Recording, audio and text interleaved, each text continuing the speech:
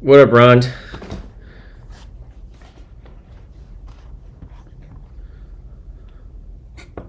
You were asking about or you brought up in chat or Discord about bubble tea.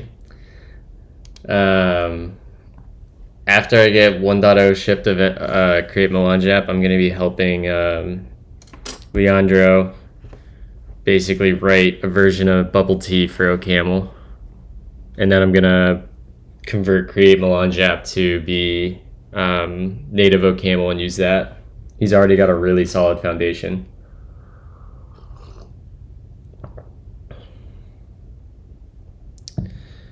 Yeah, Go has a really nice ecosystem for CLIs. I don't think I ever published it, but was it Viper or Cobra? I can't remember. I always mix up the two of them. It's by the guy that does all the open source for Google. Viper, Golang. One of them is configuration, and one of them is a command line parser, I think. Cobra.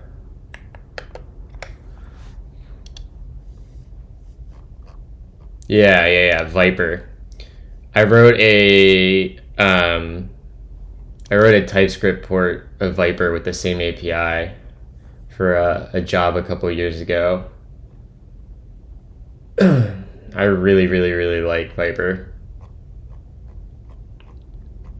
Yeah, I was really into Go for like 2 years. Back in like 2017, 2018-ish. I actually went to GopherCon in San Diego. Oh, dude, no worries. Don't sweat it, dude.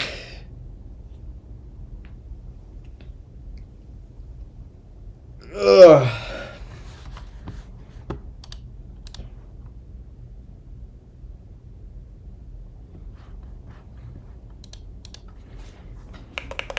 All right, so I found a bug yesterday. I think we have two bugs. One, I think our asynchronous child processes don't work, period. Second, I realized that we have to add a post install and a pre-install to our plugins, because I ended up realizing that our plugins, some of them need to run before we compile our templates, and some of them, like installing npm, have to run after we compile the templates. So I need a way to effectively designate when a plugin needs to run.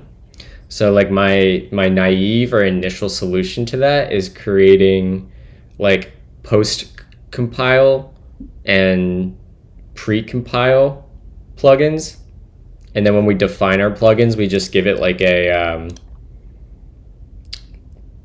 step, or I don't even know what you would call that, what the right word would be. But if we go here, we want this type,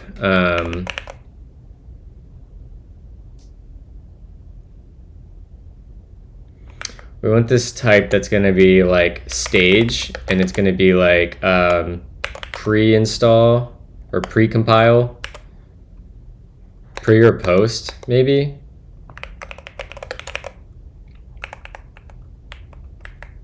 I guess we can call it compile, pre-compile, post-compile, and this needs a stage.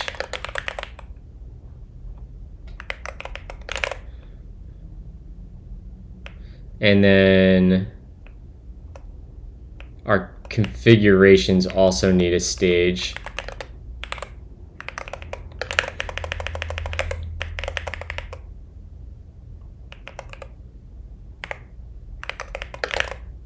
I switched language here and there. It's fun to get into each ecosystem. Yeah, I saw you talking about Onyx, and I happened to see that on Hacker News the other day too. What's the deal with that? Or is that where you picked it up and just started playing with it?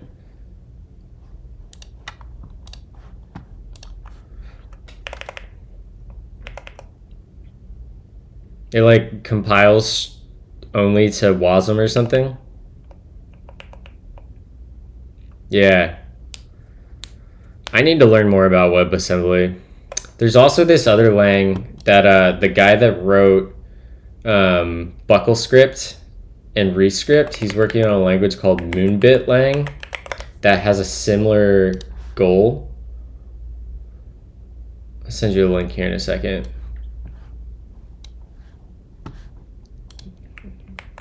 This thing right here.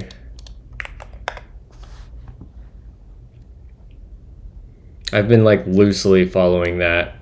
I'm also very excited for OCaml WASM to get a little bit more mature.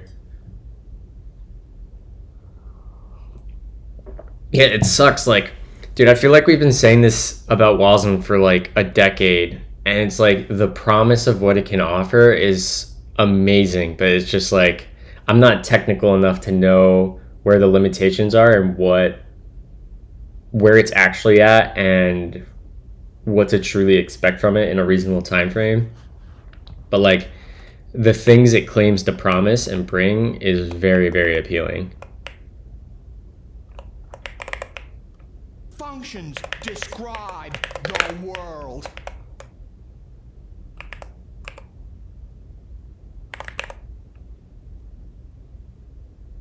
Yeah, exactly, Ron. Exactly.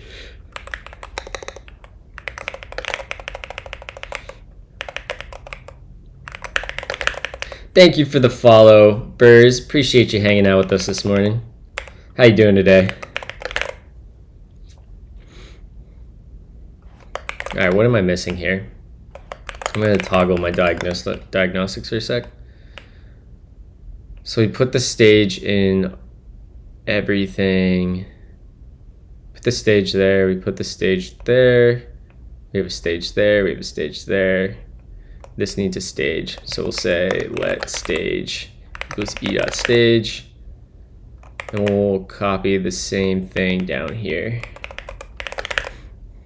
And this is actually C.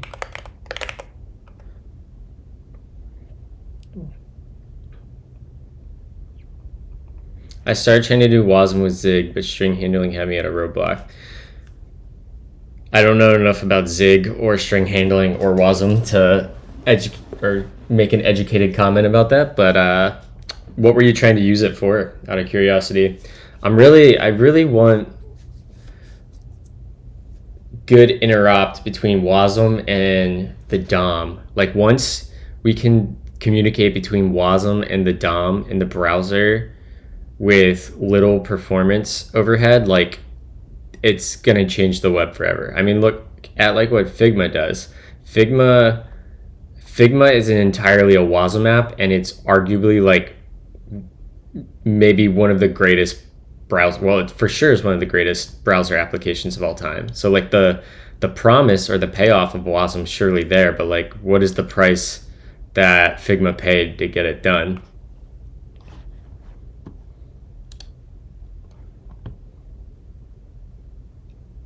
The whole playground I said I'm doing was supposed to do all the computations in WASM, but it's so difficult to incorporate.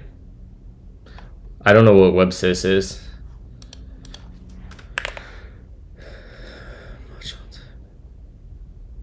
The value, oh, they have to be in the same order? Are we for real? Sure, okay.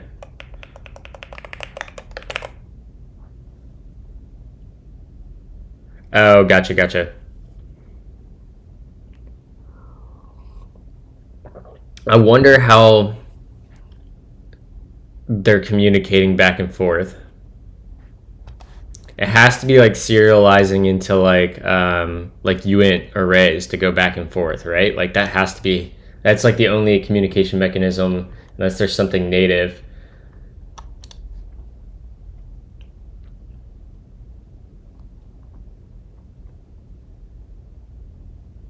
Yeah, that's exactly what they're doing.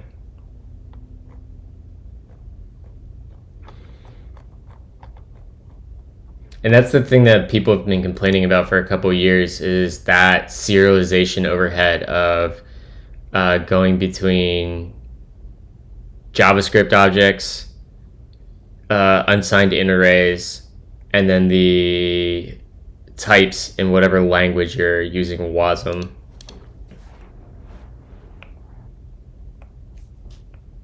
All right, so we fixed this. We have a stage now. So we're gonna have to go fix all our plugins. let's start with, we'll just go down the list. So Git, the stage is going to be pre plugin.pre. I might as well just make this a polymorphic variant, huh? Not even worry about namespacing.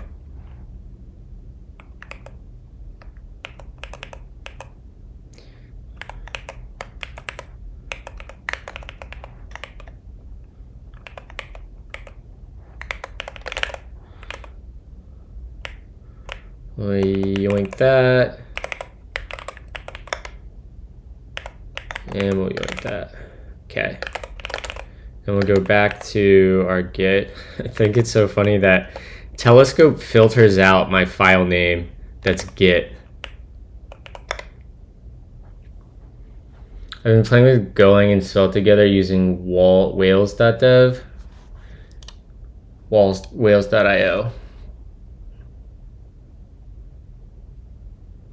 Oh, that kind of seems like it kind of seems like what Reverie was. I really want Reverie to take off again. I would love to have Reverie be reborn.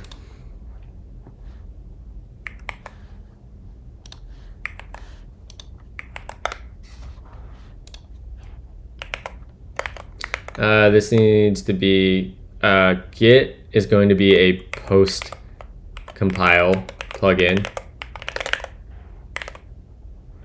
and we'll go to npm. The command will be a post. Let's stage equals post compile,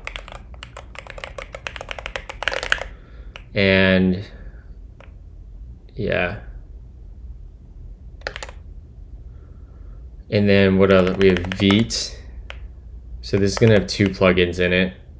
Plugin 1. What does this do? This copies files.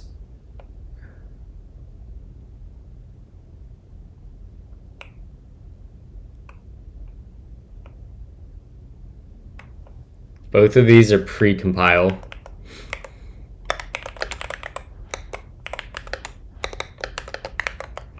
Pre-compile.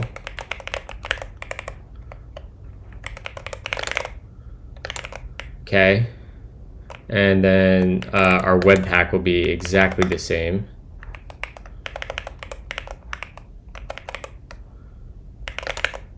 Okay. Morning, Pedro.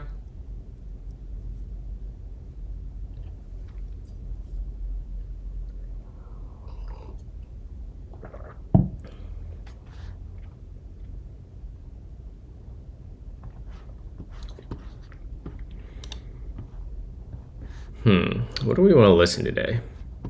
We're just gonna shuffle my like songs on Spotify until I figure out what I want to listen to.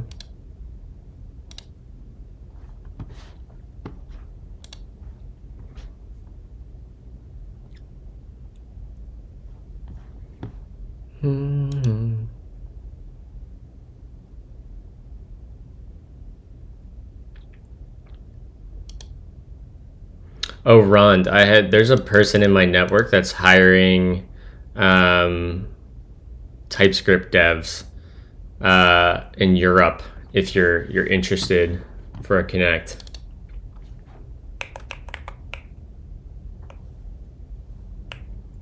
He's the guy that runs he helps run Render ATL and React Miami, I think.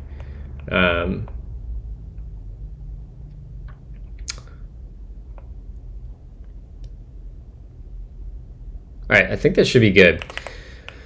Let's go to our scaffold. Man, we have to clean up all this stuff. In my current situation, I can only do 30% work, I think. Gotcha. Well, if I find any or hear of any like freelance opportunities, I'll send them your way. If you're down for freelancing, that is.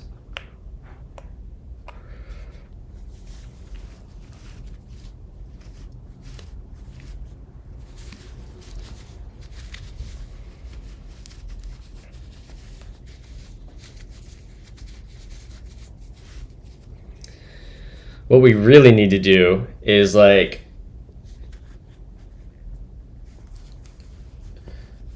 get all of us together and just start a company. That would be fun. Imagine like me, you, Meta, fucking hire Nightshade, get everyone working together. That would be so freaking fun.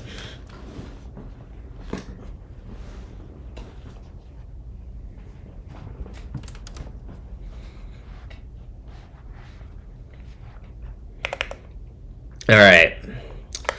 We now need to, when we run our plugins, we need like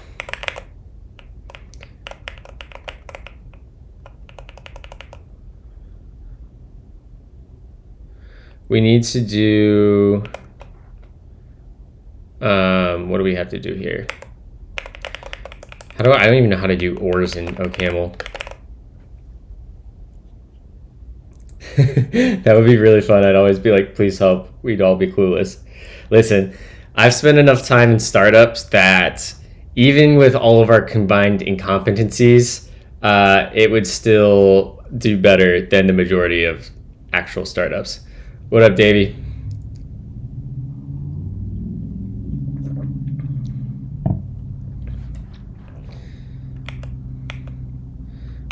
Is it just like or? Is that like a function? It is. Nice. If result is error or plugin dot stage equals post compile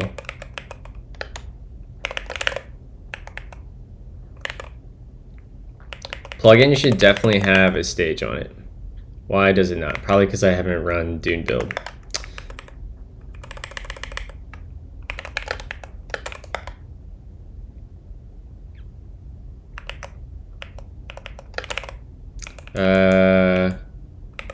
Can we do this? I don't even know how to do ORs.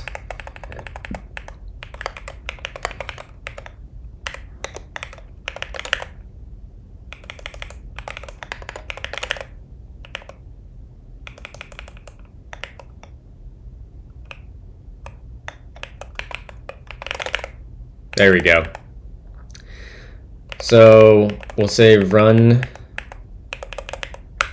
precompile plugins, and let's change the name down here, and then we want to grab this block and we want to do a post compile. We'll drop that there. This will be post compile, and then we'll go up, go back, and we will copy this. This is surely not the most efficient way to do this, but I don't really care. And then down here, we'll go to here. This will be pre. There we go. Listen, I'm glad I've spent a lot of time in startups, to be honest. I actually prefer startups to giant companies by a long shot. It's just that it's disappointing when the leadership of a startup that could do well drives it into the ground, which is what happened at my last company. Fortunately, my current company, I think very highly of our leadership. All right, so we run pre-compile plugins, we compile, we run post-compile plugins, boom. All right, let's see if this works. Did we comment? Did we add our plugins? Yeah, we did. Okay. This can actually get out of there. Okay, that's good.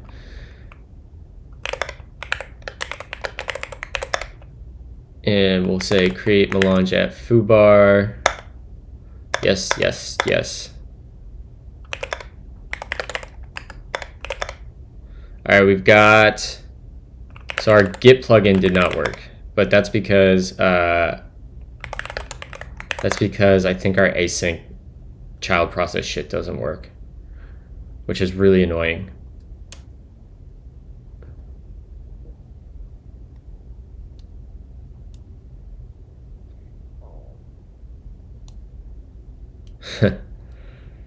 Yeah. Yeah, I almost started a startup before this last company. And like we got the whole way to basically having a term sheet for seed funding, and then it fell apart. And like it was like we basically would have been able to have a like $3.5 million seed round. All right, so that's working. We got to go fracking fix our Git. Well, really, it's our child process that's not working. So let's go to child process, and I want to copy this and go throw it in Melange Playground because this is clearly not working. Whoops, what did I just do? Whoa, whoa. Why did that? Whoa, okay.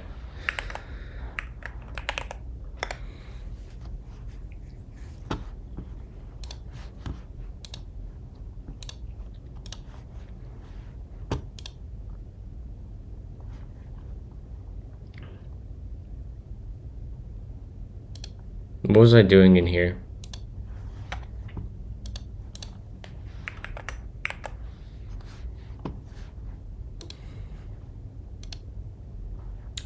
That's annoying, but type child process option.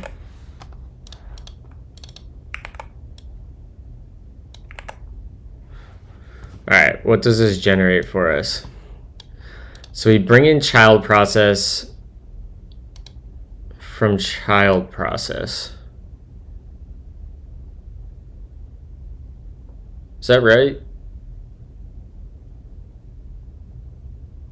I actually don't think that's right.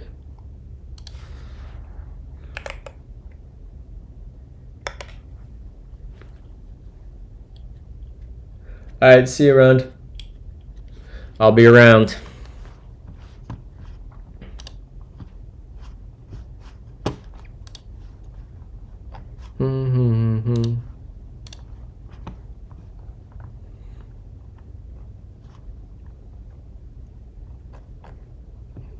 Child process. Okay, that looks like it's coming from the right place.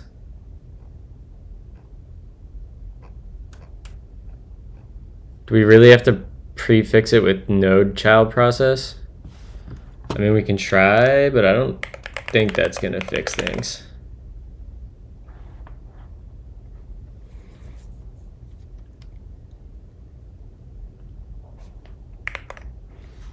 Mail.unwrap is not working.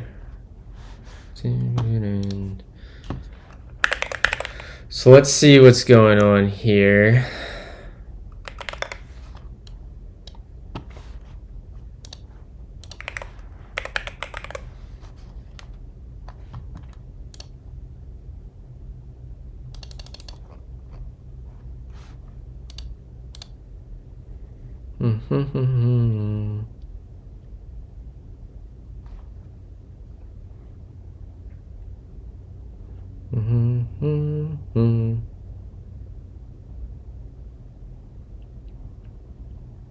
Seems like we're using that, right?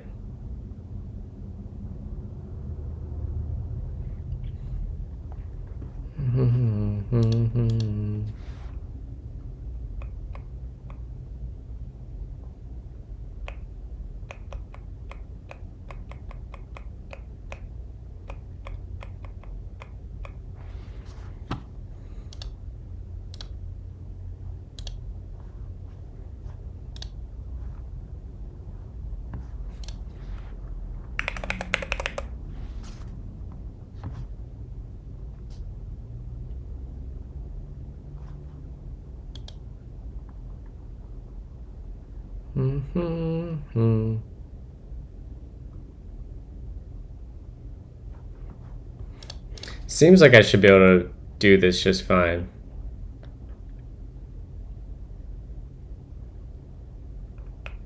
Is it because this takes a polymorphic variant?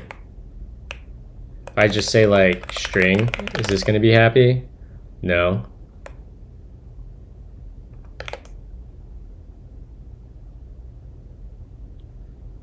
What are we doing wrong here? Unused attribute mel.unwrap. I swear we're using it right. In some cases, the function has a constant number of arguments, but the type of the argument can vary. That's true. For cases like this, we can model the argument as a variant and use the mel.unwrap attribute. That's exactly what I want to do. Its definition needs to be inlined. It is. Each variant tag needs to have an argument.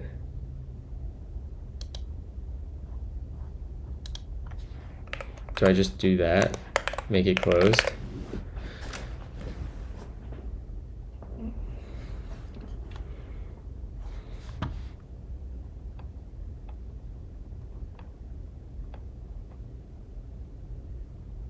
Scaffold.ml, is that true? Do we have a bug in here? No, we don't. 95G. We're good. Okay.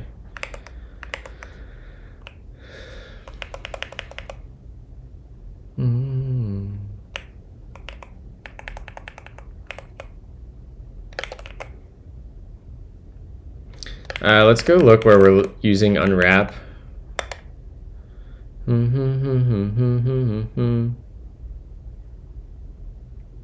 It looks like the same thing. Does it need to be a named argument? Maybe we do that.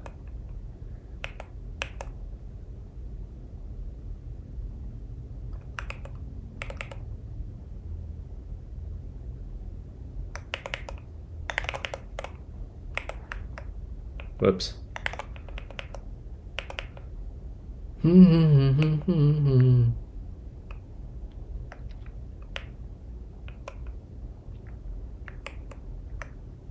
Yeah, here we go.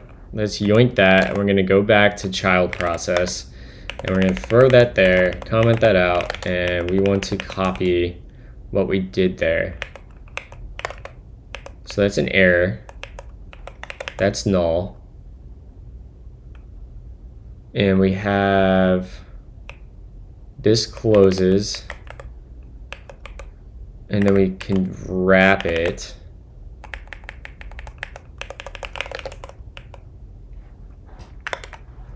Let's toggle diagnostics quick.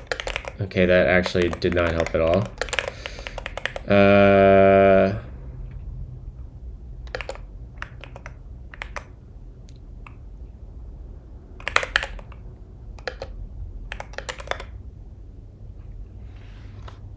And I'm just a slave.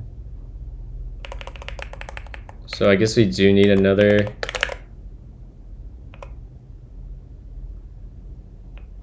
Yeah, okay. This is looking maybe a little bit better.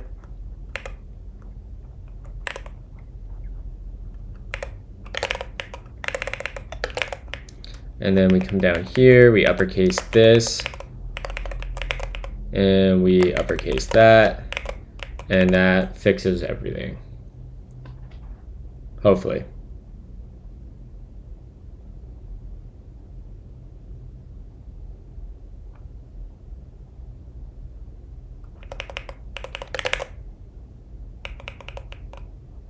I still don't think this is gonna work, but we can go try. In fact, we can probably just go look at the JavaScript that this generates, which is gonna be in Node.js child process. So we get node child process from node child process. That looks right based on the Node.js docs, right? Node underscore child process, no typos there.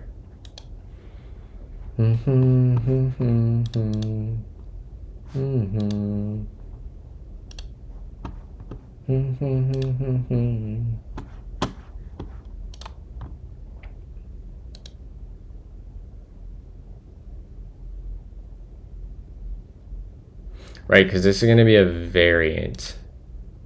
That seems wrong. Unless there's some sort of runtime overhead. That's not right. That's not right at all. This is not the right function.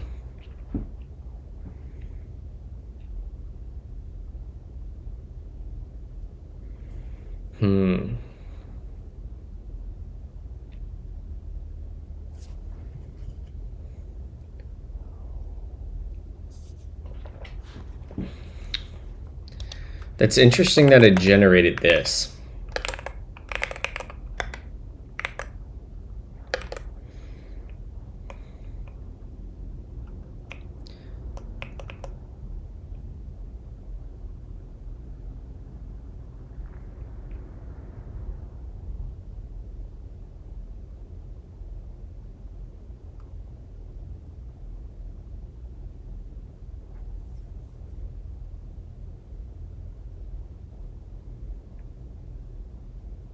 It's not quite right. I'm gonna go get my second cup of coffee started, chat. I will be back in like 2 or 3 minutes.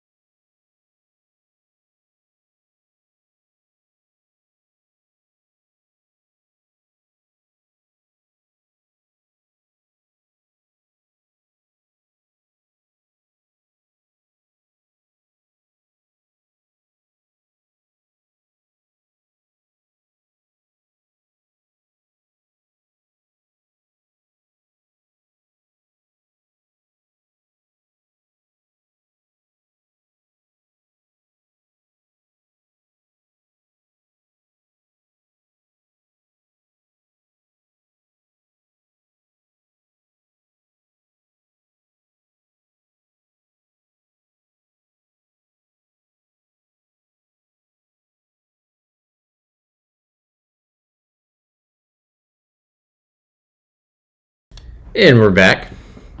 So let's figure out what's going on with this problem here.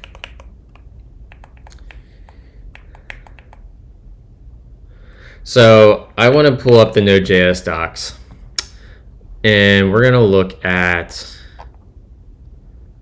we just want exec, not exec file, exec. And I'm going to come in here and comment this. Come on.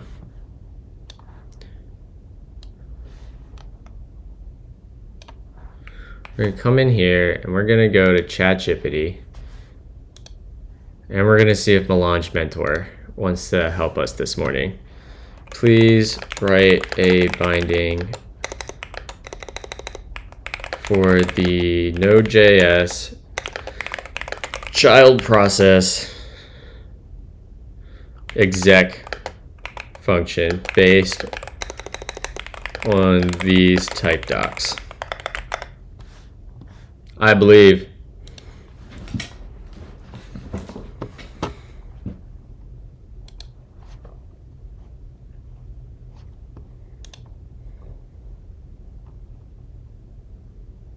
On success, error will be null. So one thing that's interesting about what's going on right now is that this should be doing this instead.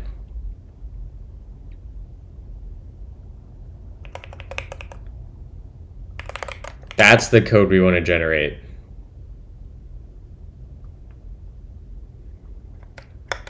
And I'm doing something wrong. We're doing something wrong with how we're doing this mel unwrap business. And I don't know if it's because we're in a callback.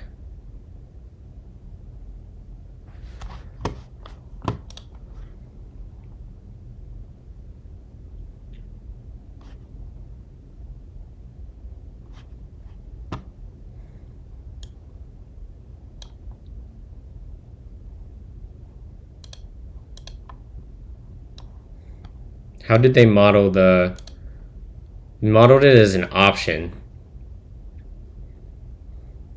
I mean, we can try that rather than unwrap. We can say an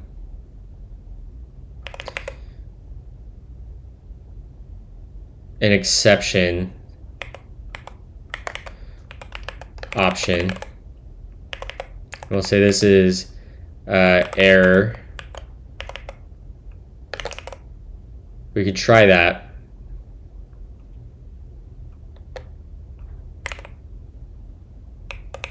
And then we say this is error. And this will be sum.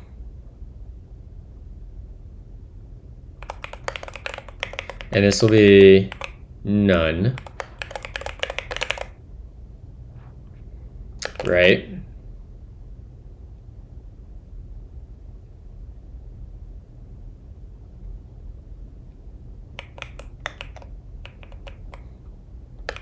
And now what does that generate for our JavaScript? If error does not equal undefined. See, we want undefined or null. Because it's going to be null. If error does not equal undefined. We're getting closer.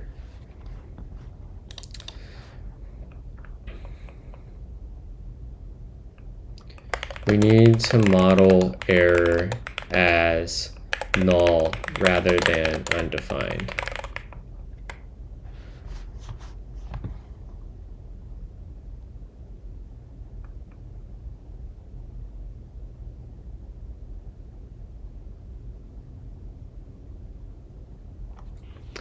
What up, Priv?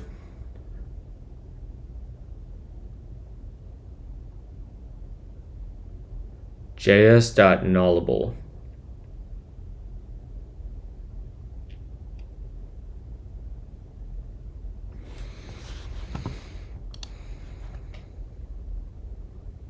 Yeah? Let's go. What kind of role is it? I'm keeping my fingers crossed for you, man. That's exciting. JS.nullable. And what does that generate?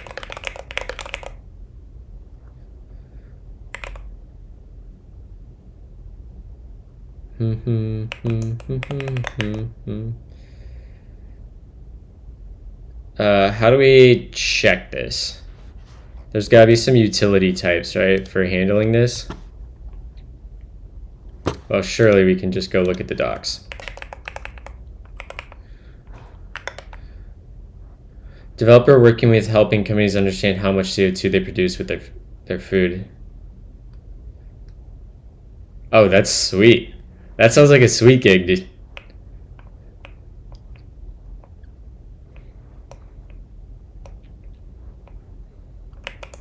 So we have this nullable module.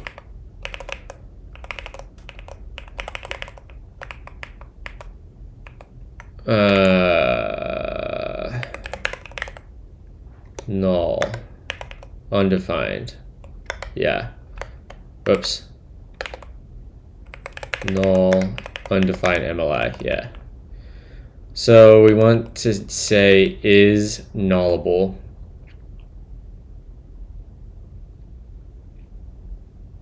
Okay. So rather than checking on an error, we're going to come down here. We can delete this. We can say delete that. Throw that down here. Just comment that out for now. And we'll say, let's bump this open, and we'll say if JS dot null undefined dot is nullable error, then reject error.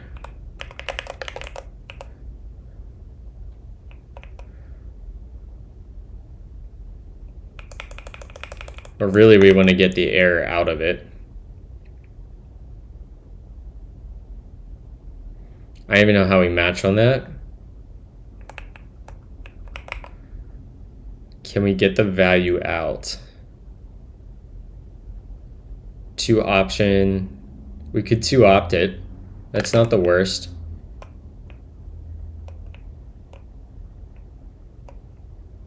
Yeah, let's we'll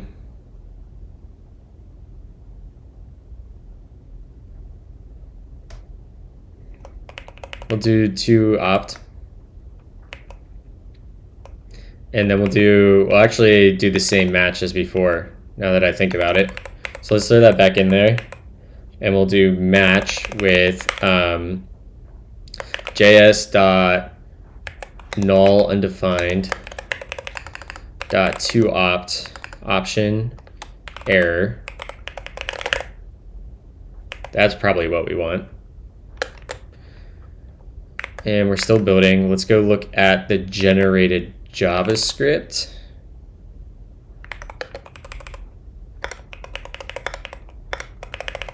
Where would that be? Node.js, child process.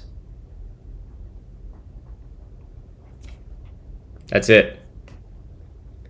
That is it, friends. We got to where we needed to be. This is exactly how I would write this in normal JavaScript. Describe the world. Now let's see if it's working. If we go back to our scaffold, everything's set up. And our Git plugin should be using it. Thank you for the follow, PJ Last. Appreciate you hanging out. So yeah, this is using our async process, which is going to return a promise. We get that back. We resolve our context out, and then we also catch on that. Okay, so this should return a promise result of OK context error string. OK context error string JS promise, perfect. All right, See if we can do it, chat. Whoops.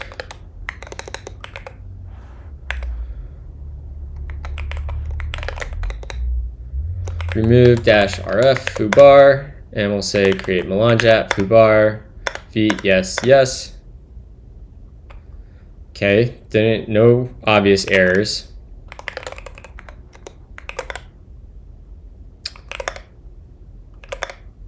So we did not get a Git project instantiated. So that's, why is that happening?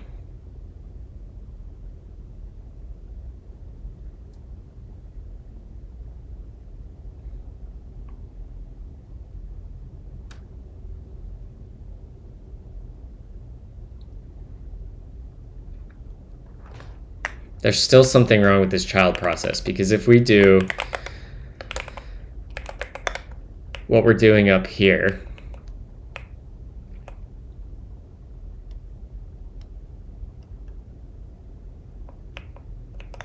if I yoink that and we come over here and we paste that in there and we comment this and we say git init.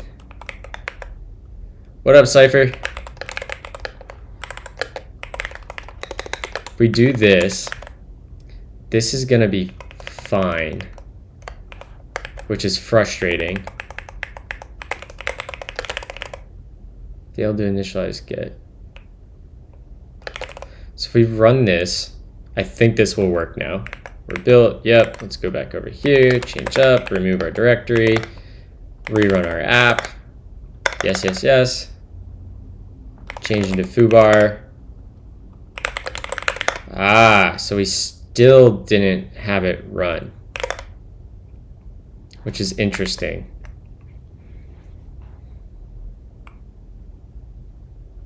What happens if I run git init and git add -a? Okay, that does exactly what we would expect. So we're not even copying our files. Like, we should have a git ignore in this directory, which we're not getting.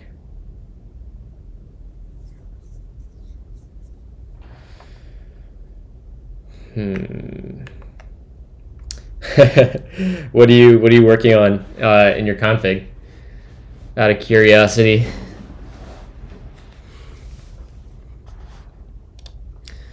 So we know npm's working, so let's just set the git stuff aside for a second and see if we can get this refactored back to using our async.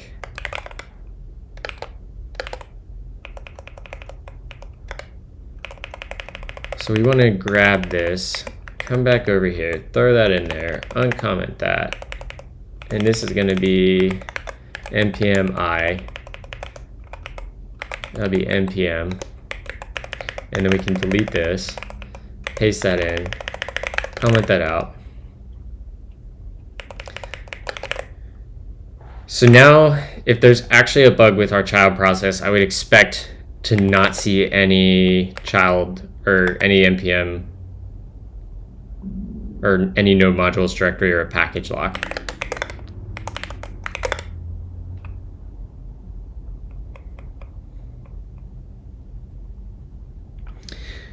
I thought I could make use of the WinBar to display buffer specific info. Ah, gotcha, interesting.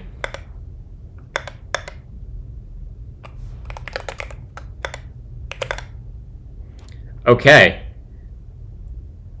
Wow, okay. This is like not what I expected. Our child process actually worked. So there's just a bug with our git command. Sus.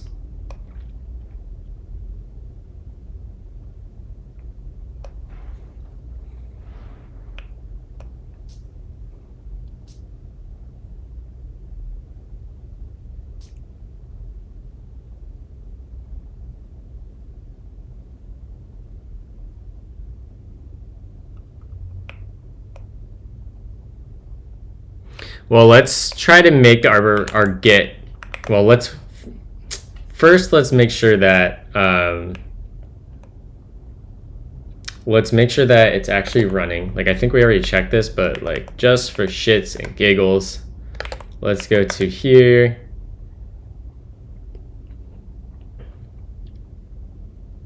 Precompile / we know post-compile is working.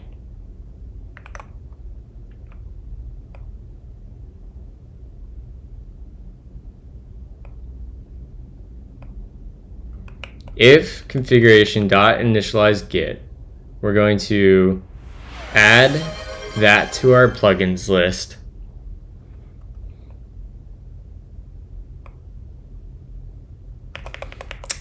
Is there a bug here? If I do that, does that change anything? Morning, Lisp.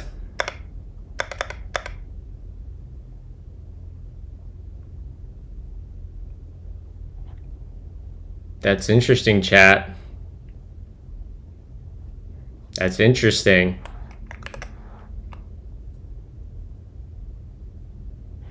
That was a song by Dwellings. Let me see here. It's called Ordinary Destruction by Dwellings.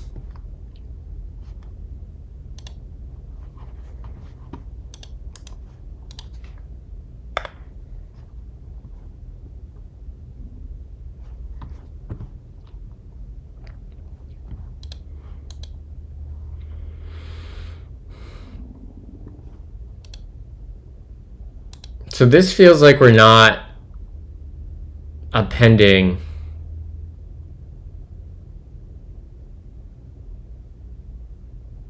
our plugins correctly.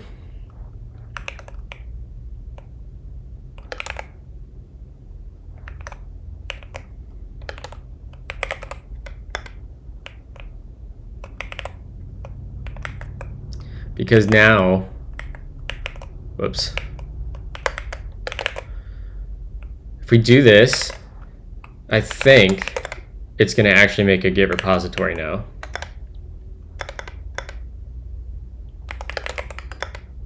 Yeah, look at that. But if we come down here, now we add, if we add npm, it suddenly like doesn't do the Git.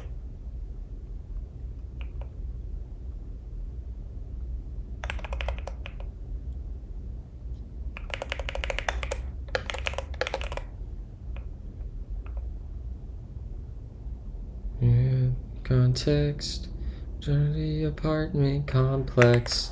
I bet the order matters. Watch this, chat. This is gonna work.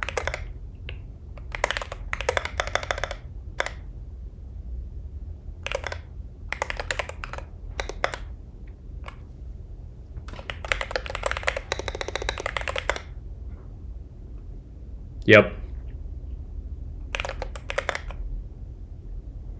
There it is. I don't know why that package lock didn't add. We should be waiting.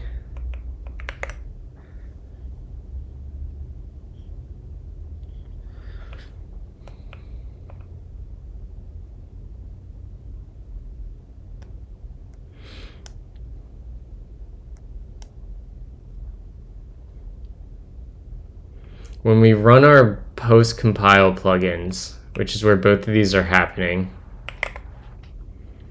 we're folding left.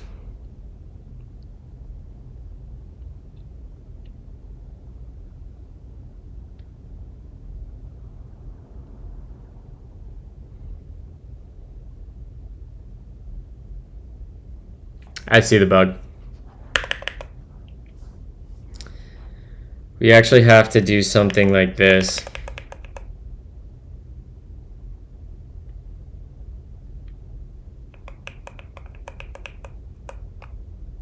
It's gonna have to be like js.promise.then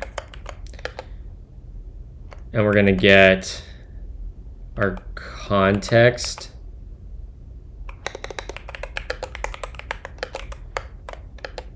And I think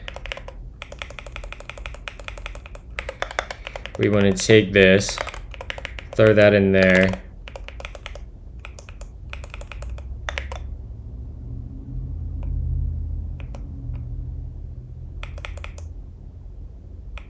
And act should be, what is this?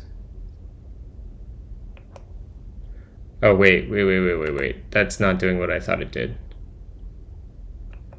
Functions Let's back this up. describe the world.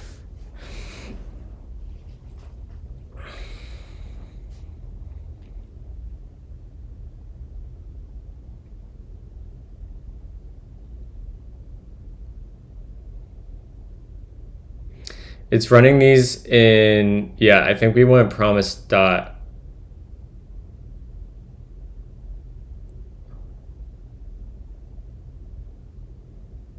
What is this returning?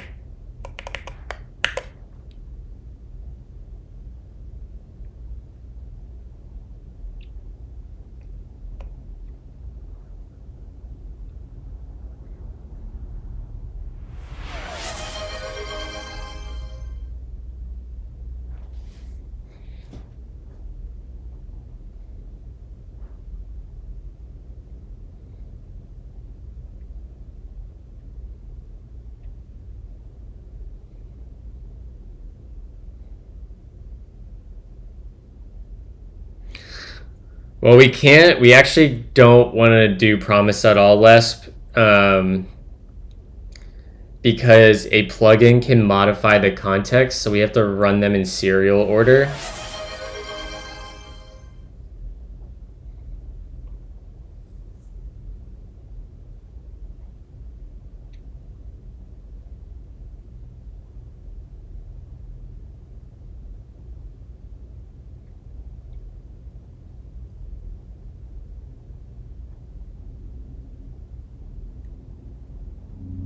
Dang. Dang, that was so close.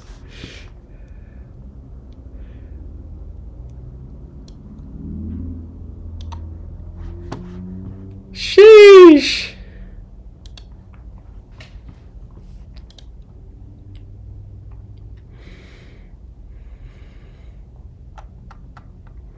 So I'm wondering if this isn't doing what I think it's doing. So we get a promise, which is a result, and we return, we're just chaining dot then on the promise for each stage.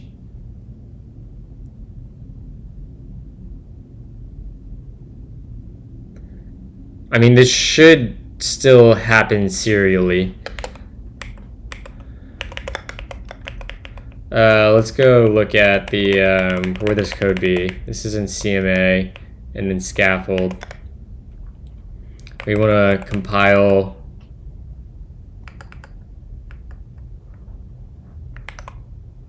run post compile.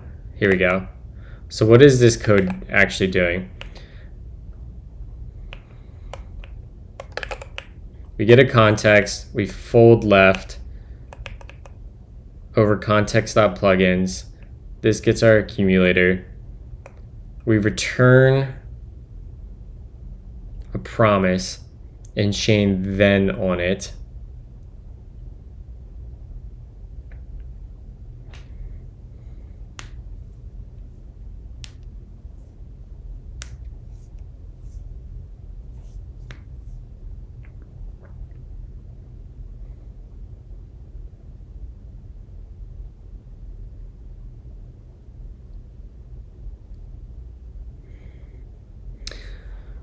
Well, my thought is that this promise is the accumulator, and we're basically chaining dot thens on it. So it's like we're binding on it, right? So it's just like promise dot then, and if it's an error, we're just resolving immediately. Otherwise, we're running run, and that is what's going to resolve. So if at any stage it resolves to the error one, it's just going to pass the rest of the way through. Kind of like typical bind, right?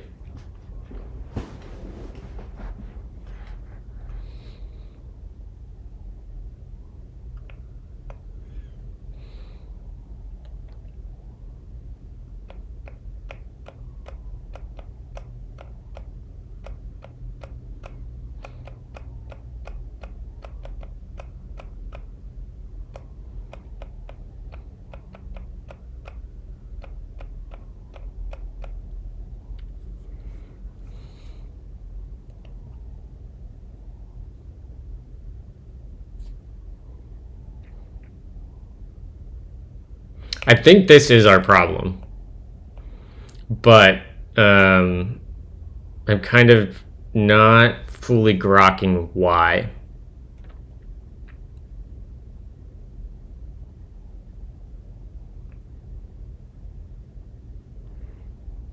This also seems wrong right here.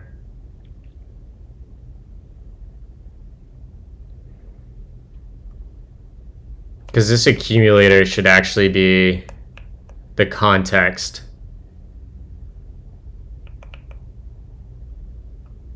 So that's a bug for sure. Because a plugin can modify the context and we're only ever referencing the param.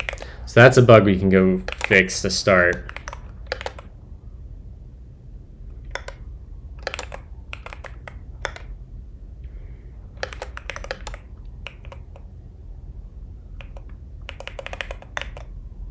So here we want to match ACK with error. Yeah, we just resolve. Okay, we can ignore this. When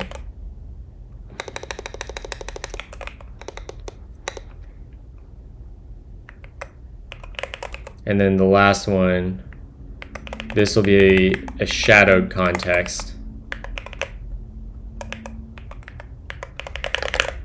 And we can then jump over here. Whoops. We can delete that.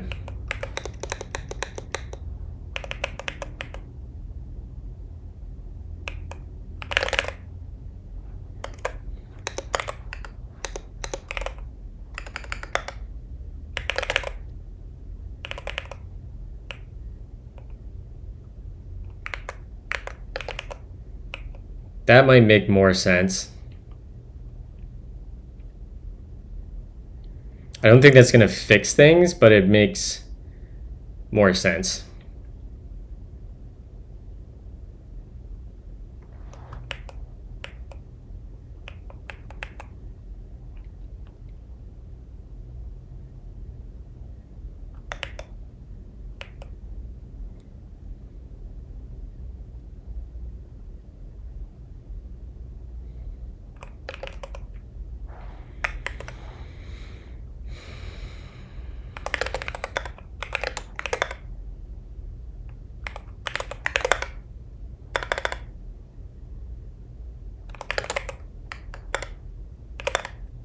Okay, that looks good. That looks pretty good, actually.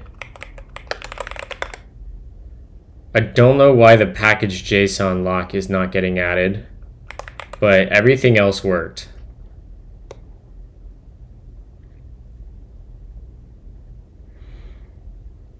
Again, this is happening because we're not waiting.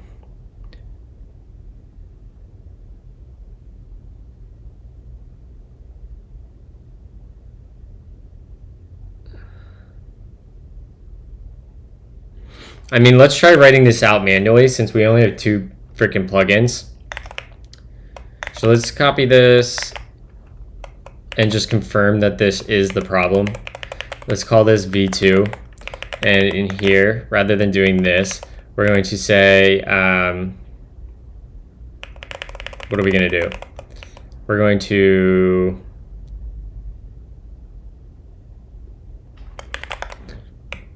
where do we register our plugins?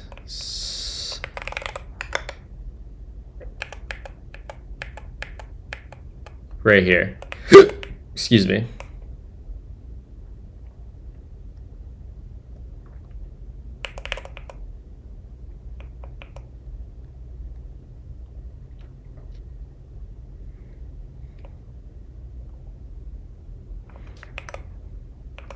So we should be able to just say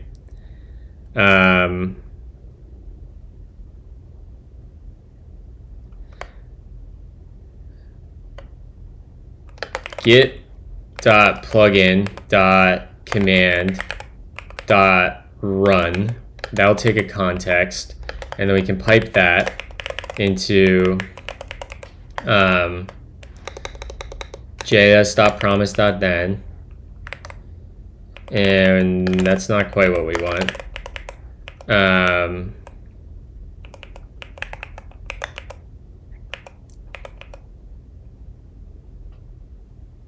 That looks good. That actually is what we want. That's what we want. So what's this return? Yeah. So let's come down and replace our post. What happened, bad cop?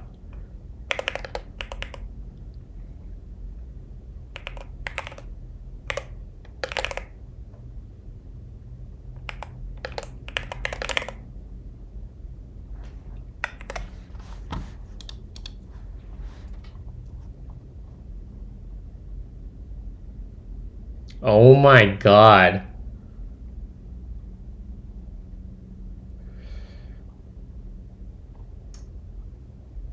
Jesus Christ.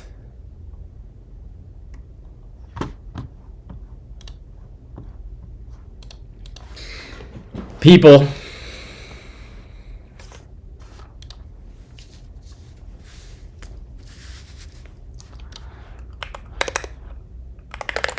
All right, I speculate that this is gonna work. I don't know either. I feel like dropping the ban hammer was the right move regardless. Too much ambiguity to worry about that shit.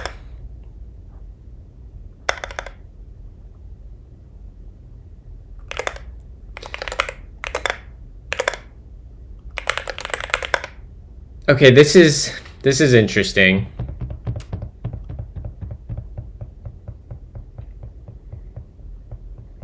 We're still sitting where package lock is not being added. Oh, obviously, because we're running shit backwards. We want to do, this should be change in word npm, and down here, this should be git. Let's try that.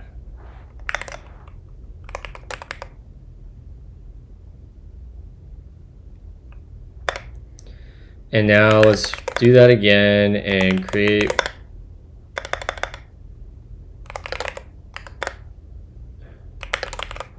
What? What? Now Git didn't even run.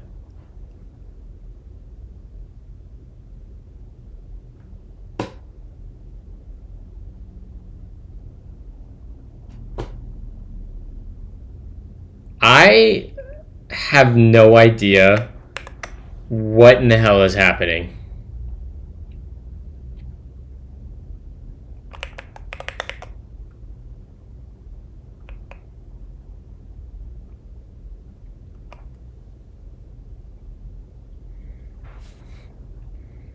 Why? I mean, can I copy this and just do it in, just ignore this. This will tell us if an error is happening in the npm module at least. And we just say git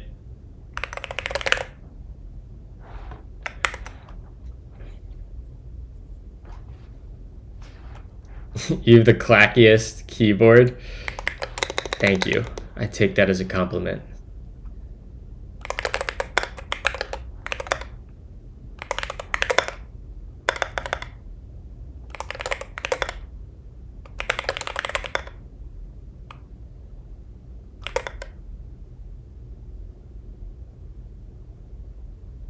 It's almost like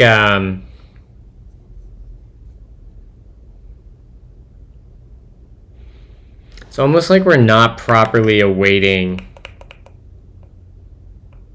this to finish. Like it's possible that our child process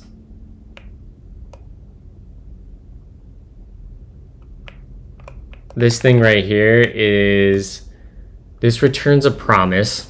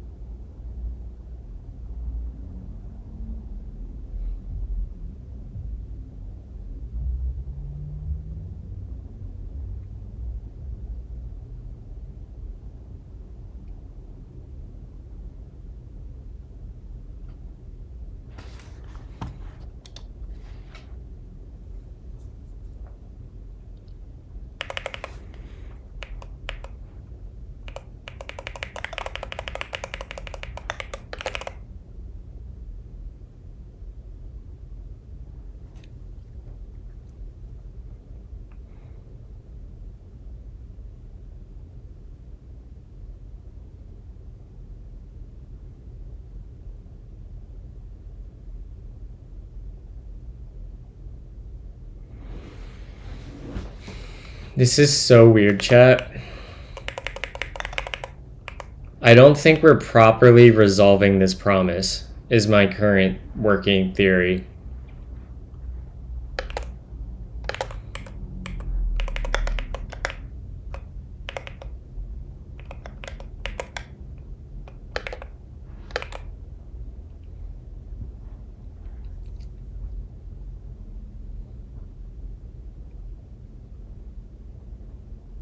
I mean, we can try this, right? We should actually just yoink this, go to a new project. Let's make dir child process, change directory into child process, and let's do abundant -i, yeah. And now let's touch index.ts. Oh.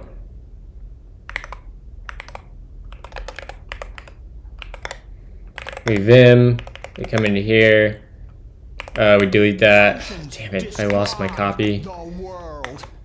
We yoink this, we go back over to our little test harness, and then we can say,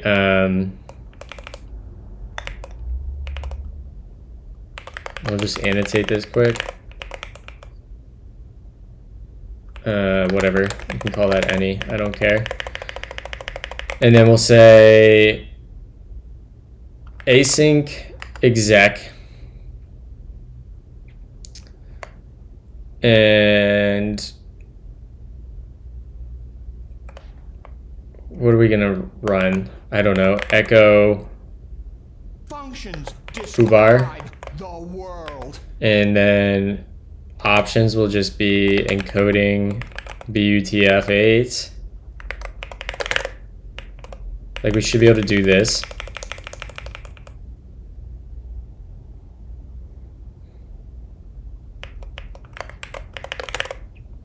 And we should also write a .catch. And we'll just like, actually we could just pass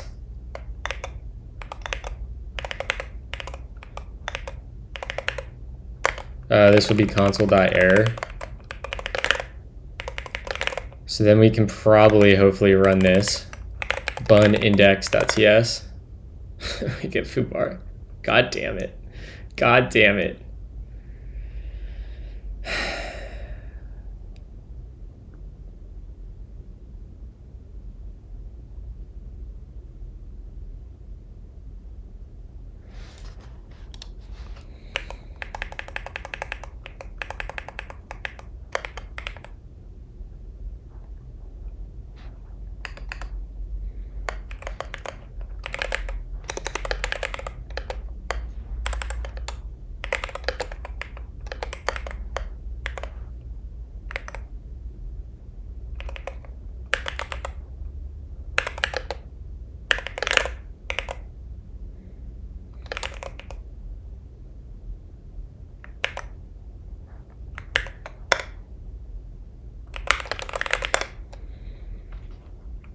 Our code's right.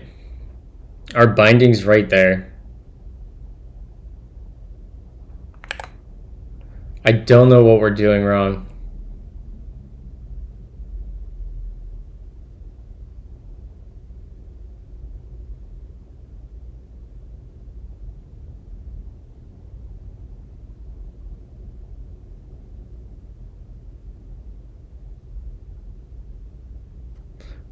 Called then again?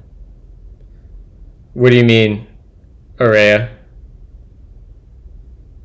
Like, this is the functionality that we want, but the stuff that's broken,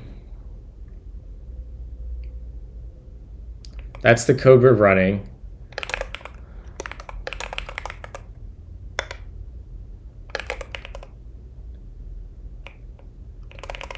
Maybe I just go and yoink what this is outputting.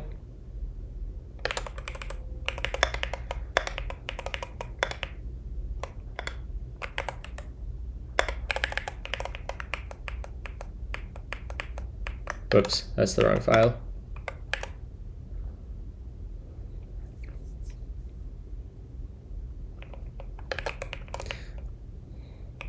So we run our command, we pass it context, we get the context result. If it's okay, we run the next plugin.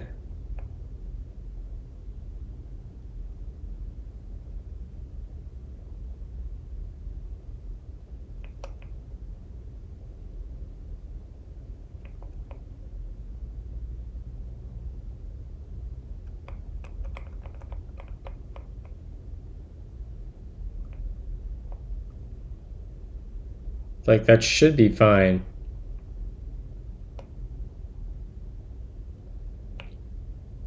I mean, it's possible this block of code's wrong.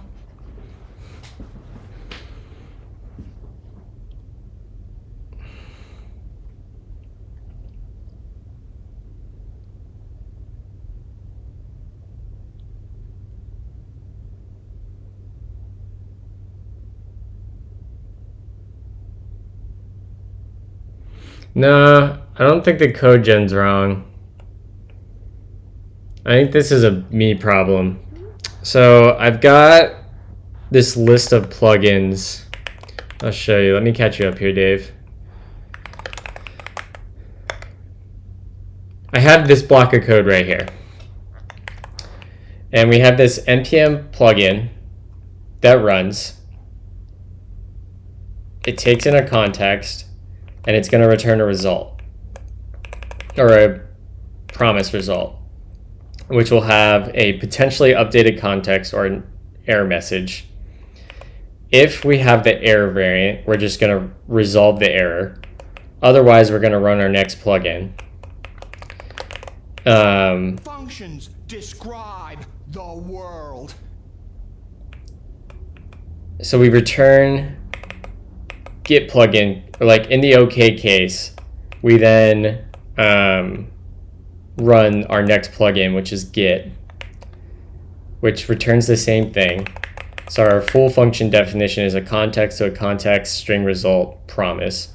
And that gets called in like this. Oh no. Dave said, oh no. I don't know what we're oh noing about. Yeah, it does. But it's the thenable interface, right? So it shouldn't matter.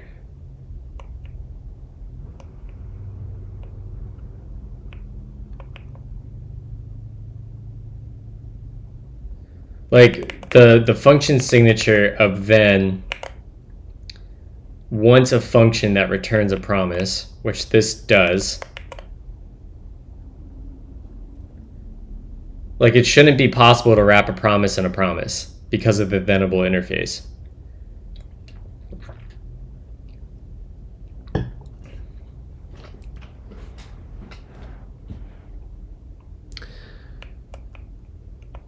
So this is not running in the browser, and I'm having a tough time getting console logs to get printed. Yeah, I'll pull that up. If I go to source, this is going to be in C. Yeah, this is a tough one. So in here, it should be v2. So this is where the function is. This is where we're calling. So we're calling npm run. We get the context. And here, like I would love, I can't just like, my console logs don't get picked up in here.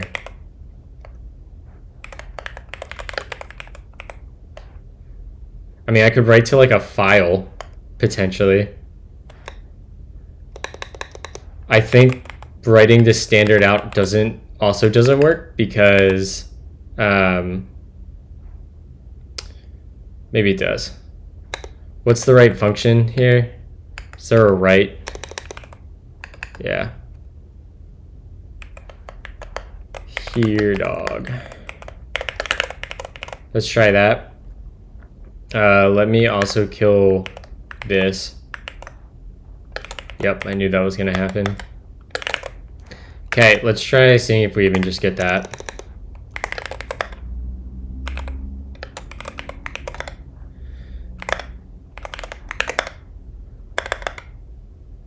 Yeah, we never see that output. But if I throw here, that should cause a problem, right? It should reject a promise. Well, let's go up a lot. I don't think that's going to make a difference either, but we can try. Yeah. And let's just make sure. Yeah, so node, what's crazy is that node is running, as we can see by our node modules are there and our package lock is there. So that's running, it's just like our second nested one just doesn't run. So this ends up never running. Can I throw an error here? Throw new error F in the chat. And let's come back over, go up, create melange at foobar, yes, yes, yes, clear, F in the chat. So we see that.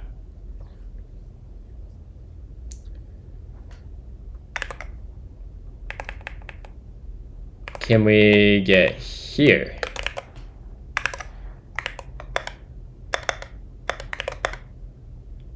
So we never get there. Or if we do, it gets swallowed. Can you use the fancy logger to see values? What do you mean by fancy logger?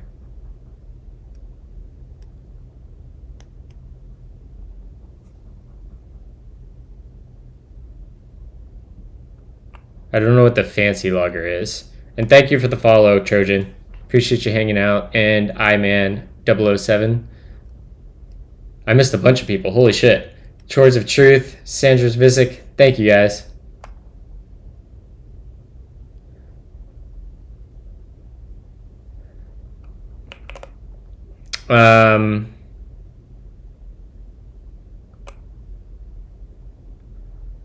So we think npm is failing.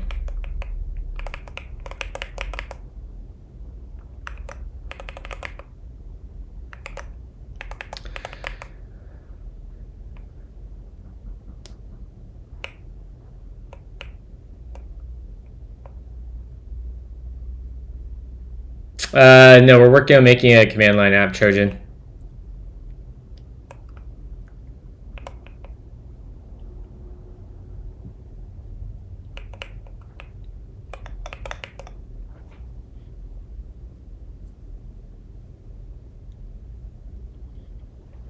So here's where we run our npm script.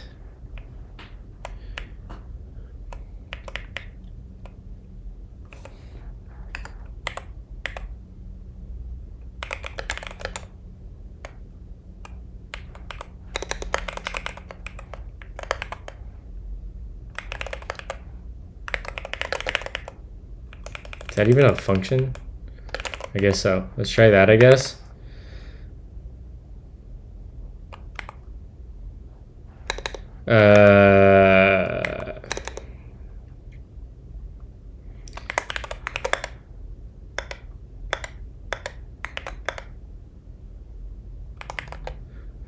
So like that throw, well, I guess this would throw and it would get hit in this catch, right?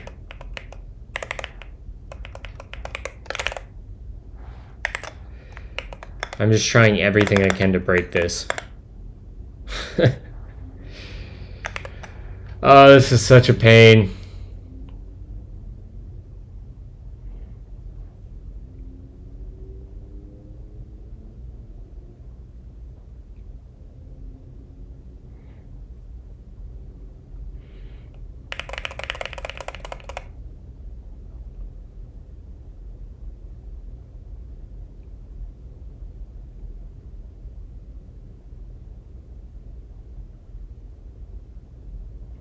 Yeah, async exec returns a promise. If we go here, and we just tested this in a Bun app. I have this code running, I copied and pasted it directly into Bun, and it's doing exactly what I would expect. We tested this. It's not catching at all.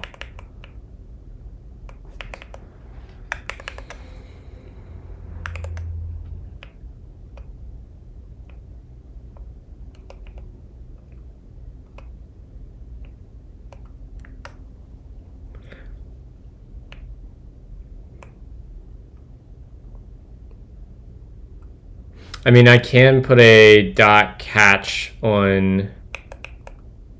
Oh, we have a dot catch on there, right? Yeah, we are catching on it. So it's not like there's an unhandled promise rejection there.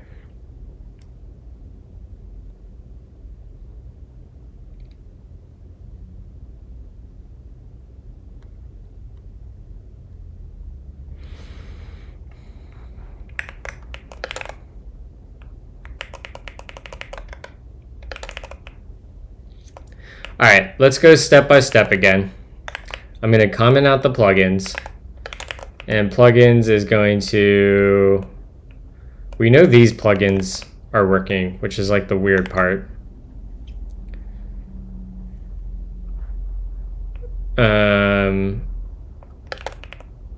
We come down here, and if we get rid of our pre-compilation and our post-compilation,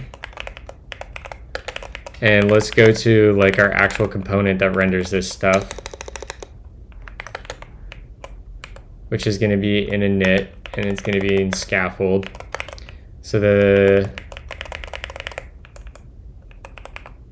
this should actually be called like, this needs to be called something better, but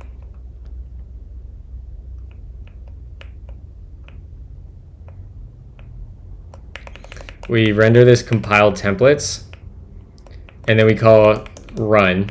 So this is what kicks off all of this. So this run function on the left is this run function on the right. We pass it our configuration, we make a context. Thanks, Dave.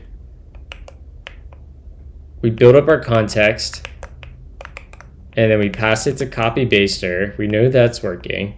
We get in here, we know this is working. So right now everything seems fine.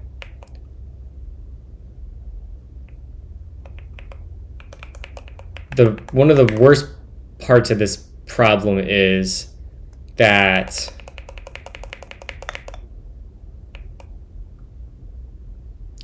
so this still returns our result out to the top.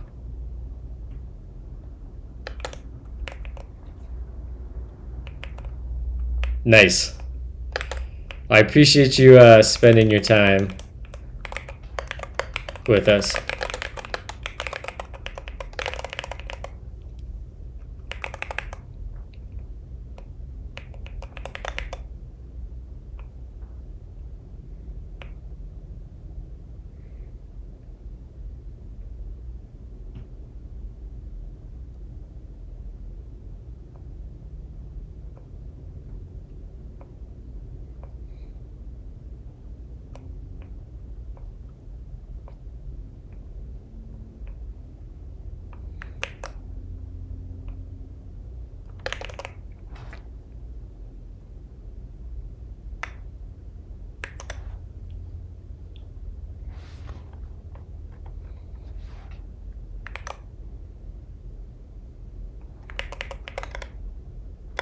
Functions describe the world. So we're not getting...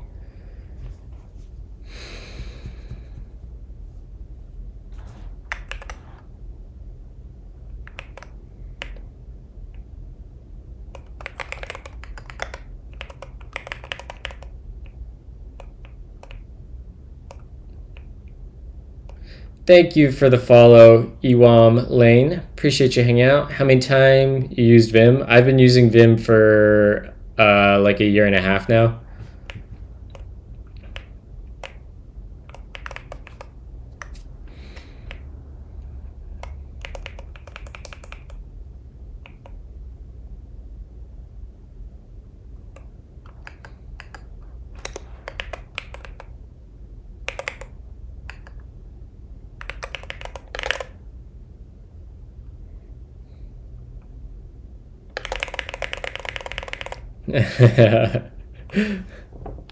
How many files you open in then? Millions.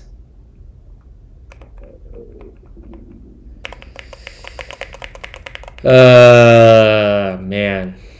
So even if the promise rejects, which it shouldn't, because we should be wrapping any rejections in result types and resolving them the whole way up. Even if that happens, we should get here and we should render an error.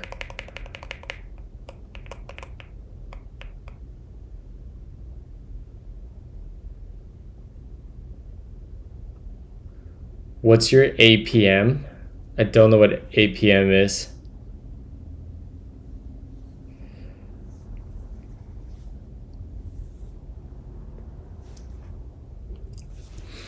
Is it hard to switch from VSC to Vim? I don't think it's that hard if you start using Vim keybinds in Visual Studio before you switch. My actions per minute, between 0 and 1 generally is my actions per minute, especially right now. I'm lost in the sauce. I don't know what's going on.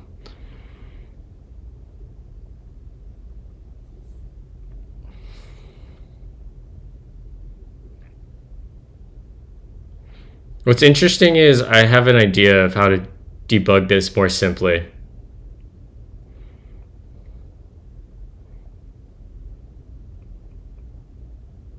Have we run this?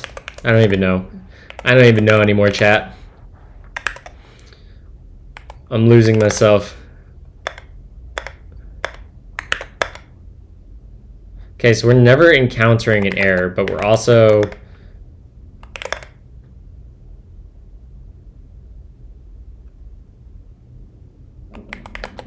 What?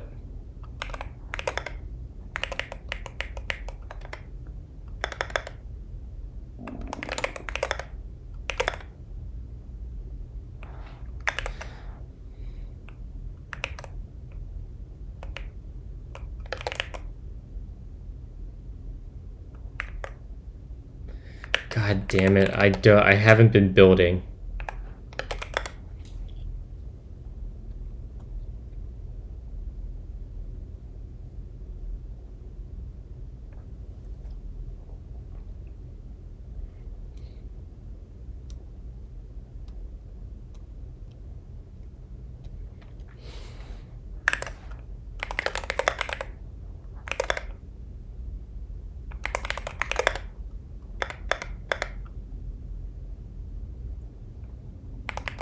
Alright, there should be no NPM stuff in here.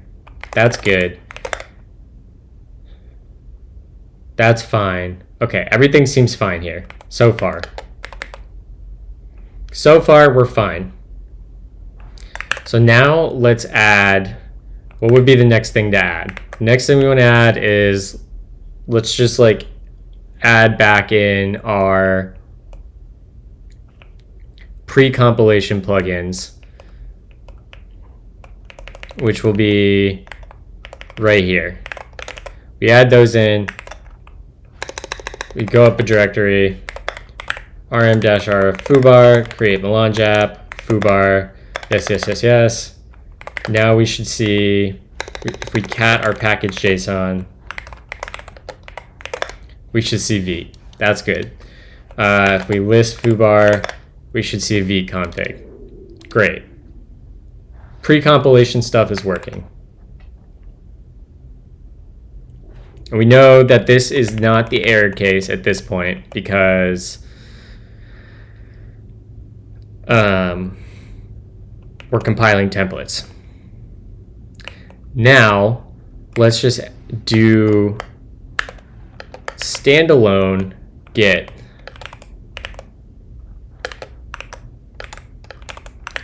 So let's do a JS promise then. We have this, and we'll do the old match, and we're gonna do git.plugin.command.run, right? This should be fine. So let's see if we now get a Git repo. So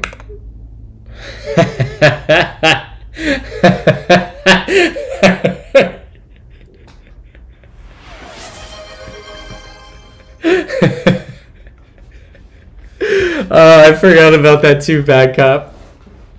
Get wrecked.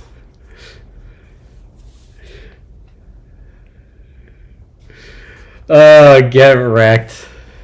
That's so funny. That's the best thing that's happened today.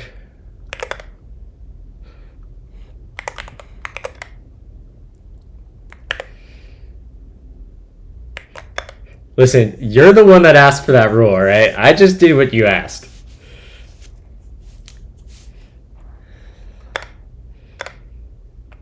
I would expect now to have a Git repository. Look at that, chat. We've got our Git. Okay. I wonder if we can yoink this now and paste in, make this just npm, and what happens? Let's go back up, rmdef rf.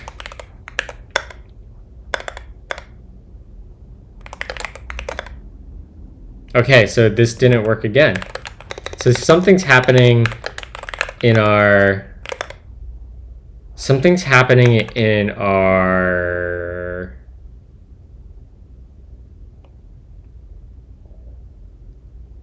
npm plugin.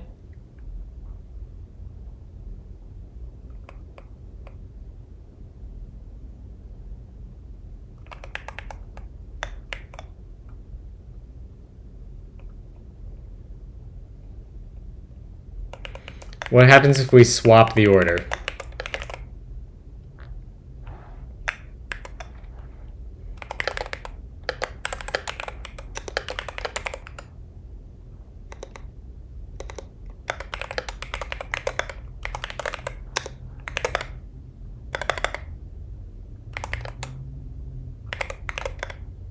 Look at that. Now we have a Git repo. But we need Git to run after npm. So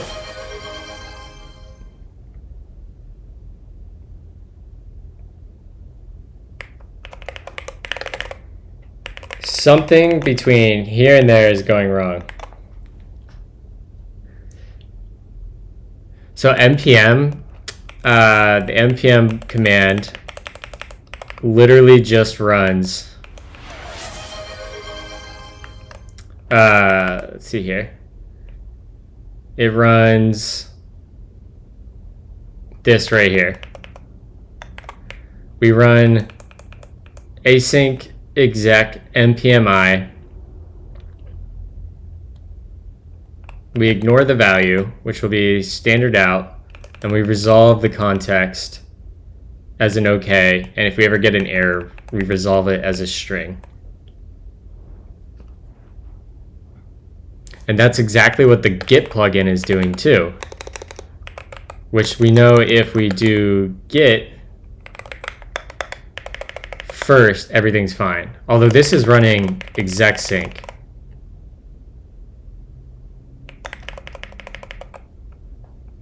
Hold on.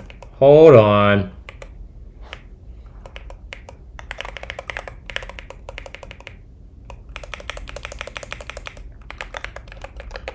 We don't want it to be synchronous.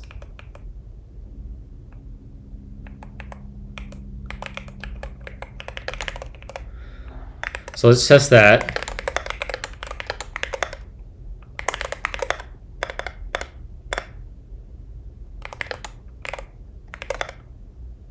Okay, that still didn't work. Git didn't run now.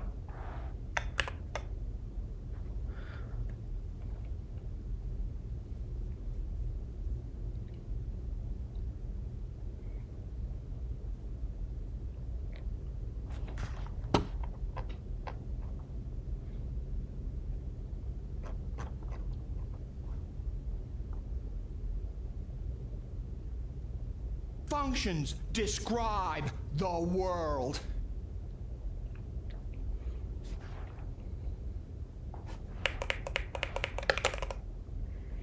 So you're saying in here,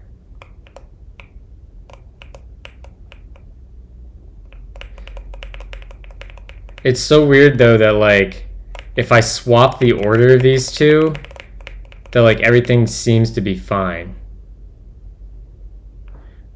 Like let's say I get rid of this and in this we always resolve an error, right?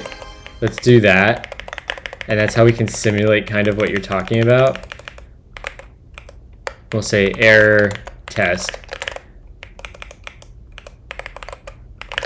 I would expect to see test now show up in our output.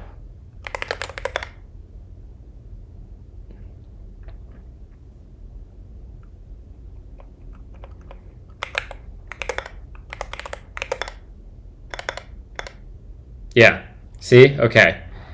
We can, if we ever catch an error case, we end up here. So maybe we,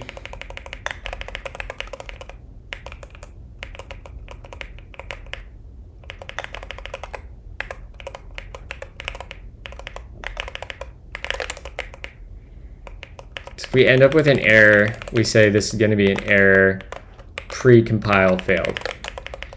And here we'll say template compilation failed. And here we say npm plugin failed. Right, we can, yeah.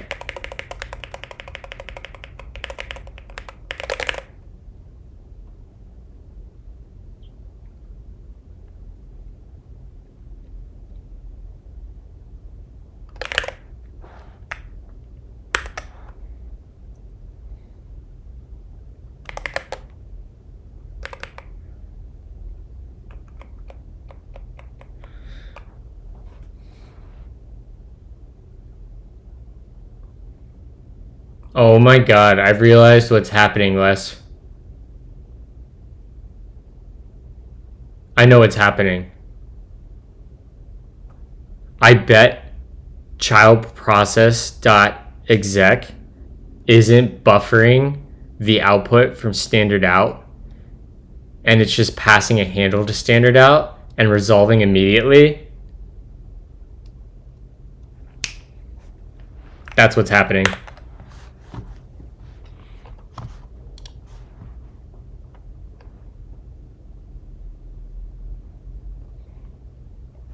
Although it says it should buffer output.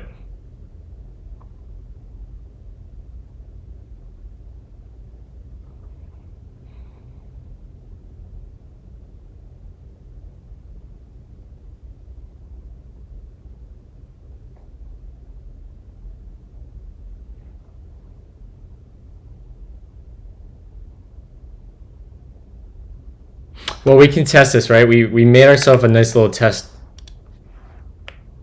We have a little test harness here to confirm this. So I should be able to write npmi in here. Okay. So let's remove -rf node modules and the package lock. And now let's do in here.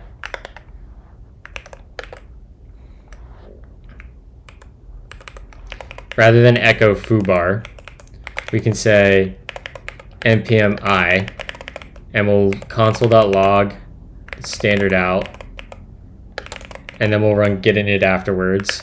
And let's remove -rf.get cat package JSON peer dependencies. Let's just like let's go add some stuff to like npm I React, prettier, ESLint. What else is a chunky dependency? Fuck it, we'll install Svelte and Angular.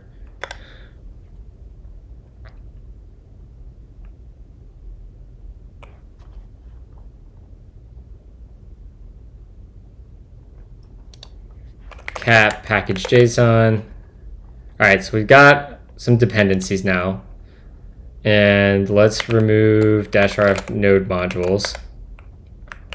And in here,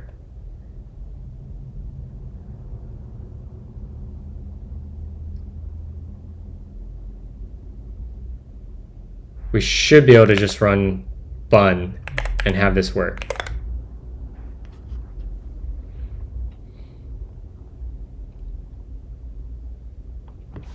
Right.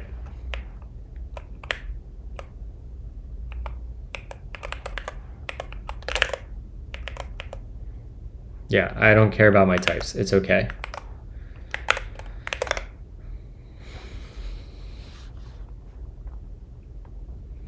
That worked though. That worked though. That's not it.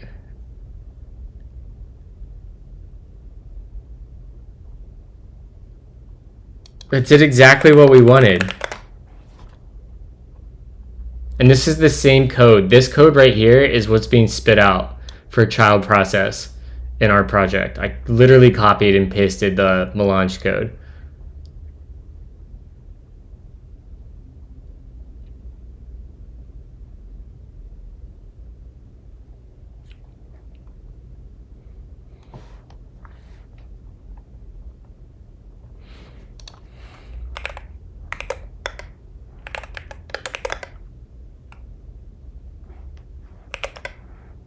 It's good. Yeah, it's working. So that's not the right theory, unless this encoding thing is doing something that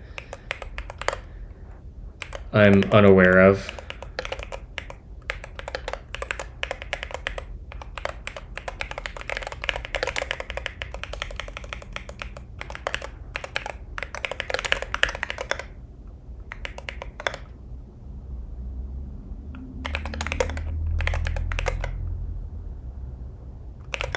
Okay, so it's still working. So that's not the problem. I thought that was the problem. But it is not.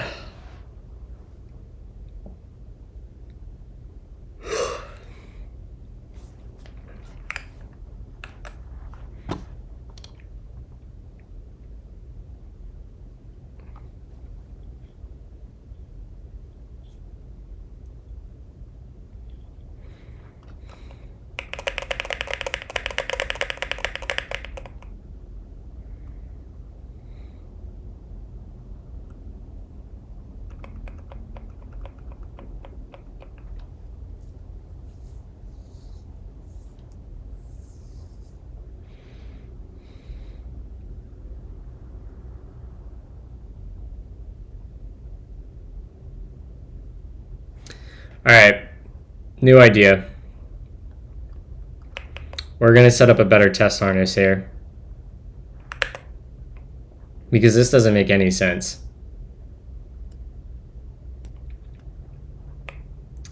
We're gonna go to our app, this guy right here, and we're just gonna give this the old comment. Glad that worked. And we're gonna say Control V, Shift I, / JJ, boom. And we're gonna write a new main function, let main.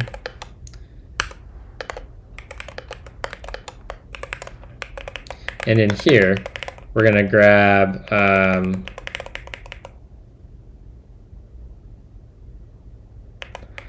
we're going to, let's start with just by saying hello world.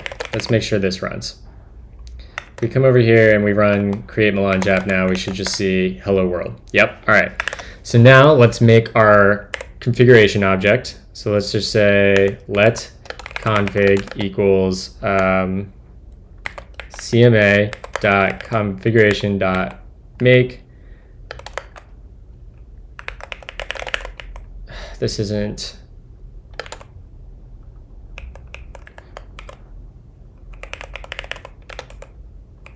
app.ml.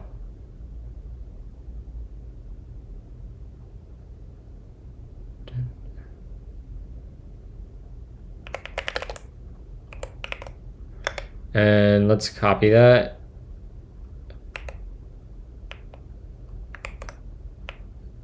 And translate this to OCaml quick.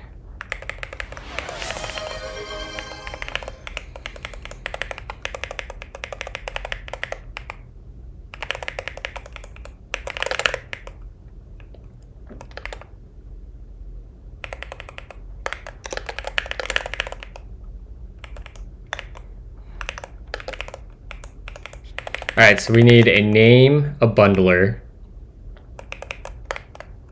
We'll say bundler. Bundler will be cma.bundler.v. What else do we need?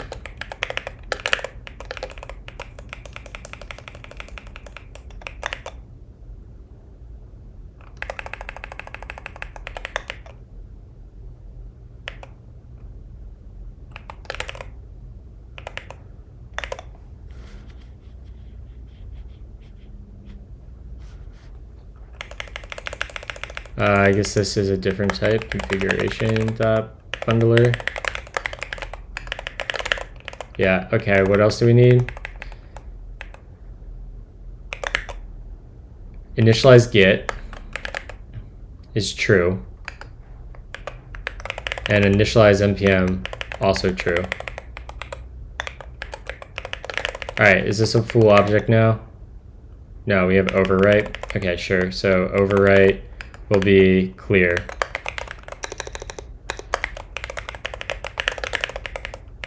Isn't that what it wanted?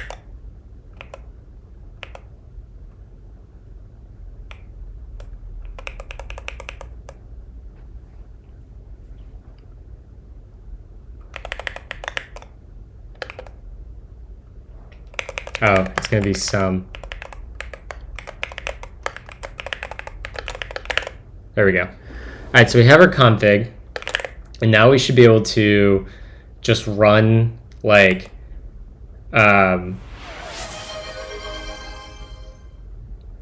we should be able to do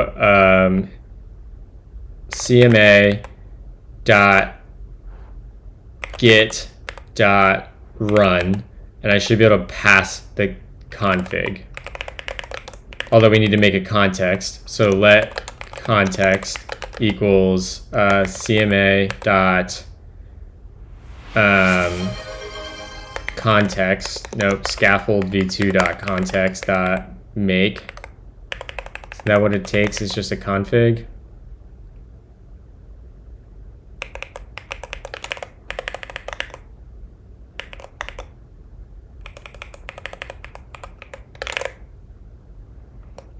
And then we can pass the context to this.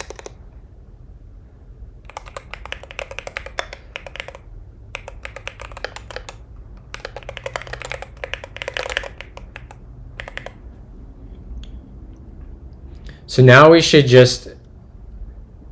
have this run in the current working directory, and it should instantiate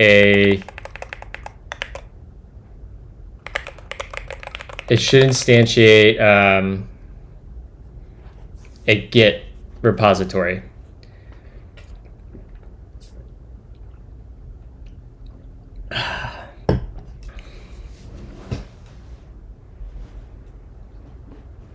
I'm gonna stand for a bit here.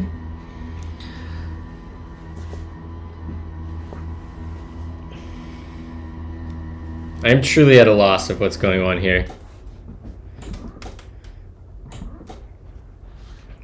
So we have this promise. So now we should be able to say in here, we're just gonna we're gonna move that inside our promise resolution. And then that will be that. And then we'll say promise resolve.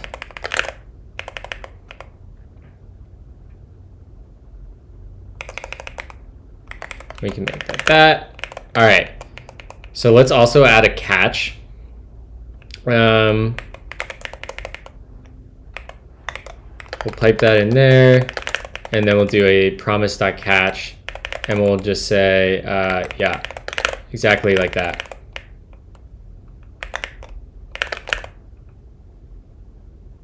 Okay. Now when we run this, let's make another directory, foo_baz. And we should be able to do create melange app, and that should make,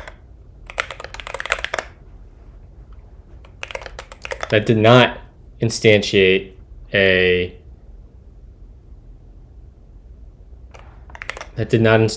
Git repository.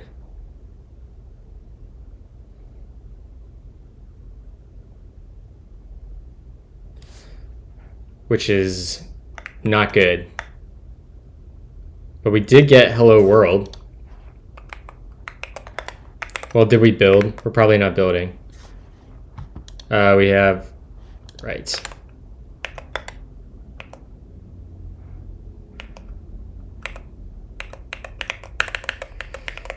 We can just comment out all of this.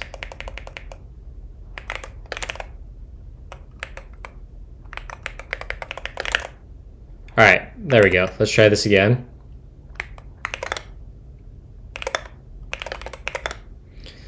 So we're getting hello world. Let's actually, we get a result back. Well, let's actually also make sure that if we change this, we're getting the right file, right? Let's try that, do that. Yeah, okay, so we're in our code. So this should be our result. So now we should be able to match result with okay, do that, and then if we get an error,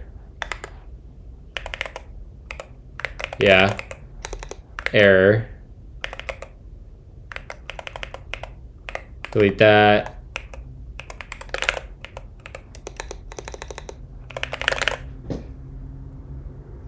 Okay, that should be good, right? We should actually be able to say error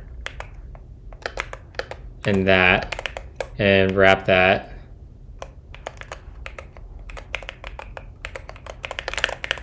All right, so let's try this again.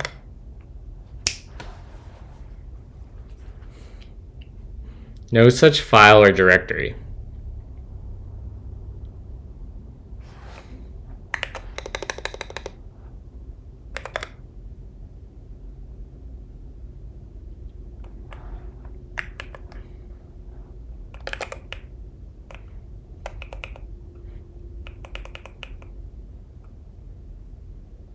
What if we change this to npm and we come and just like do a quick npm init, and let's npm install. Yeah, we can do that, that's fine. And now let's remove -rf node modules. So now let's remove package lock too. Thank you for the follow, Soft Goddards. Appreciate you hanging out. If we do let's run this again. We run create melange app. No such file or directory. Okay, what's happening that's occurring? Current working directory. Oh, because we're taking the configuration name. Let's just hard code this for now as dot. And let's try that again. Okay, so that worked.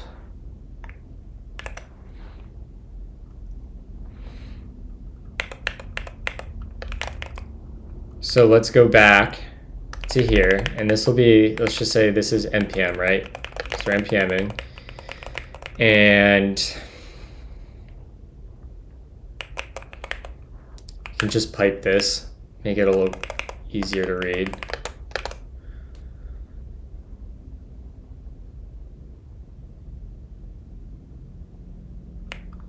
The name, this just needs to be a dot. That will fix our problem. So we can run npm. Now let's take this all, and we're just gonna yoink this section right here. We're gonna try to run git.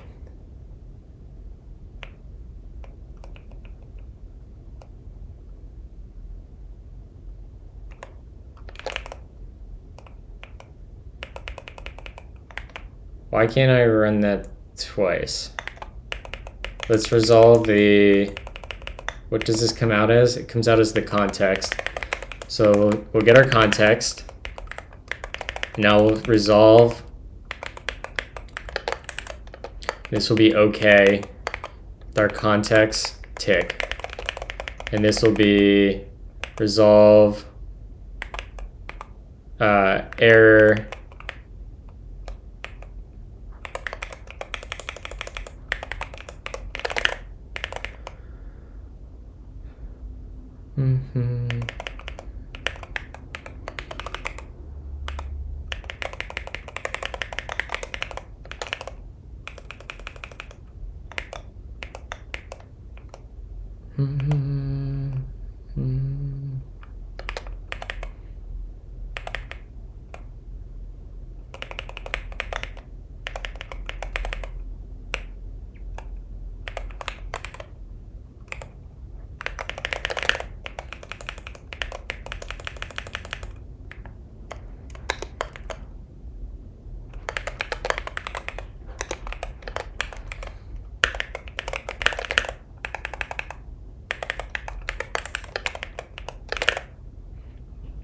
All right, so this should still work. Let's go make sure this works.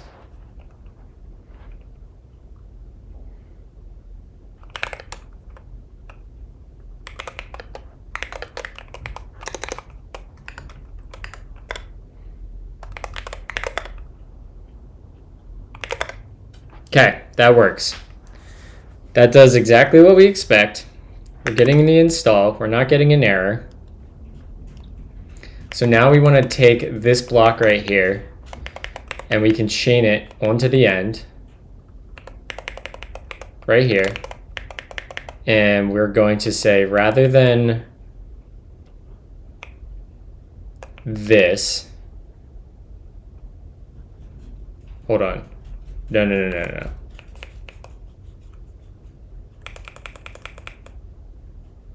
We resolve that.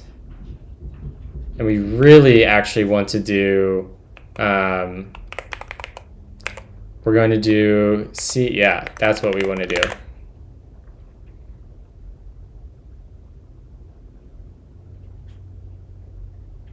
And now we can take the same thing and we can paste it, and we should bubble an error if one occurs. All right, let's try that. So let's get rid of our node modules and let's run this again. What the fuck?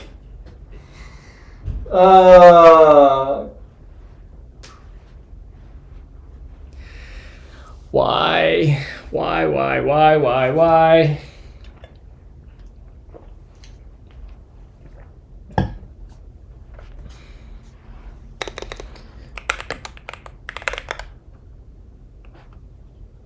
Man, that did everything perfect.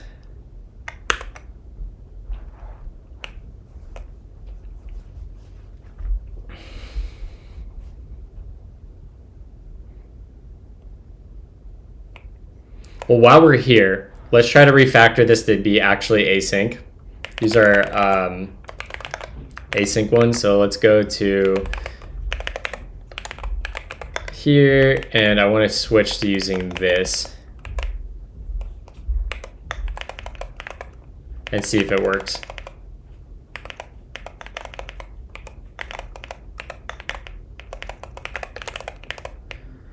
And I want to do the same thing for Git. I think this should work. Famous last words, I guess.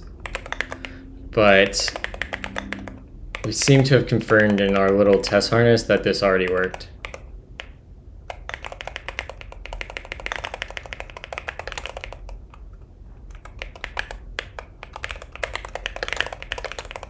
All right, let's see if this still works. So let's remove.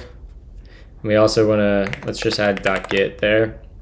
So we should just have our package JSON.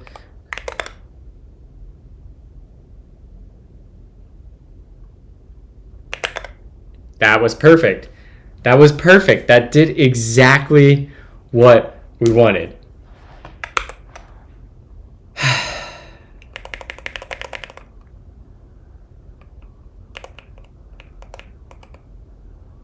That does work.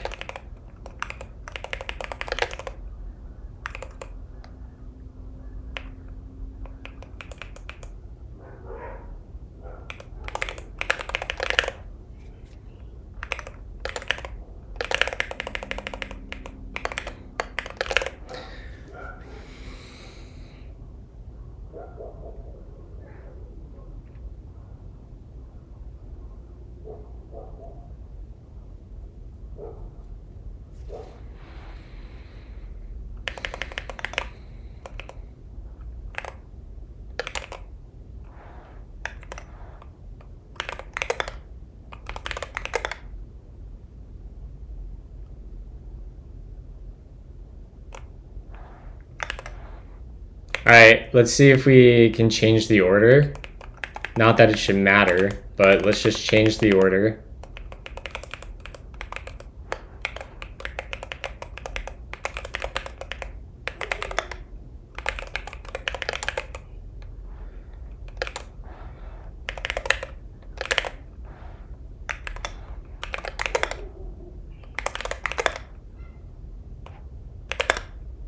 Okay, so that still worked. Ordering doesn't matter. All right. How do we debug this, chat?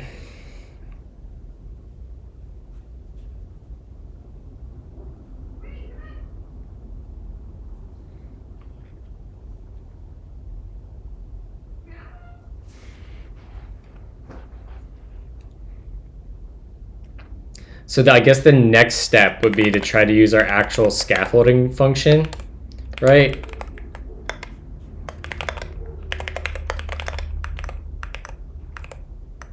Right, we try to run this and see what happens.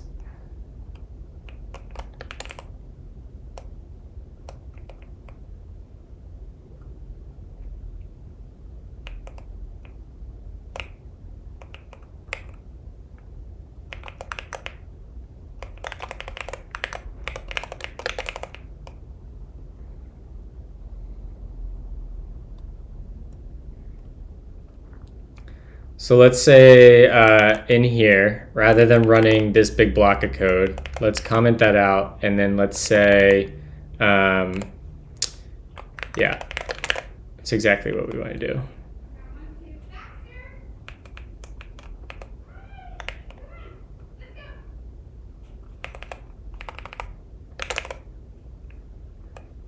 Oh, this takes a configuration? Sure. All right, let's see what happens now. This is gonna be wild if this works. It's gonna be absolutely wild.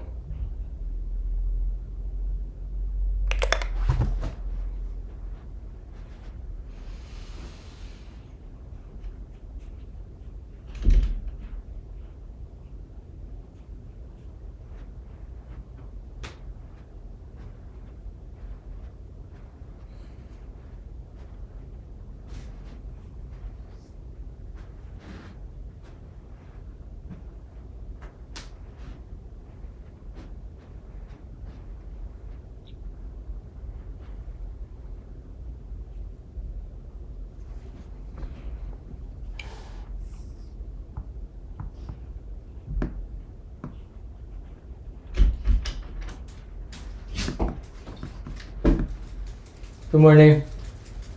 What's up? I'm so sleepy. What? I'm so sleepy. Can't hear you. Sleepy. Oh, you're sleepy? Did Gus eat breakfast? Hmm? Did Gus eat breakfast? I don't know. She didn't say anything. Okay. I wonder if this catch had anything to do with it. I doubt it. Let's just try for a sanity check. Make sure we're building. We're building.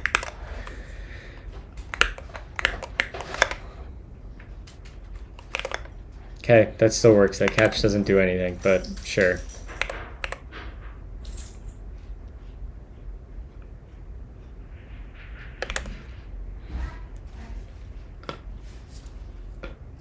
So what could this... I am, like, baffled at what could be going wrong here.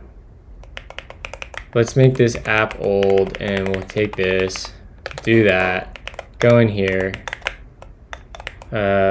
God, I'm getting blinded by the light.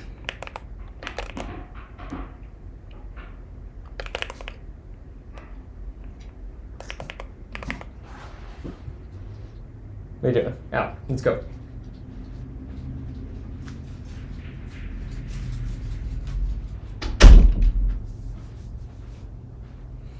All right. All right. So let's try building again. We should be building, okay. Now if we run create melange app again, let's just like remove everything and do one of these. Vite, yes, clear. And git didn't run now.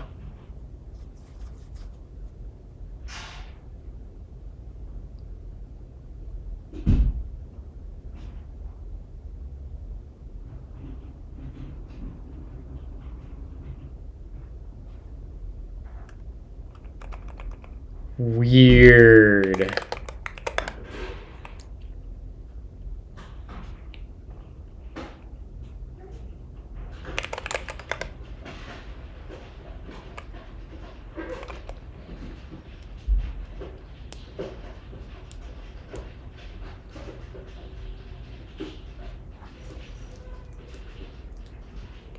So that is at least useful context because we know we can start.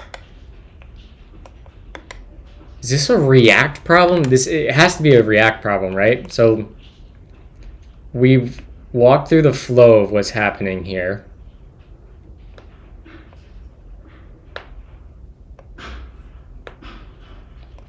So when our scaffold component renders, we switch on project dir exists and configuration overwrite. We'll render the overwrite component.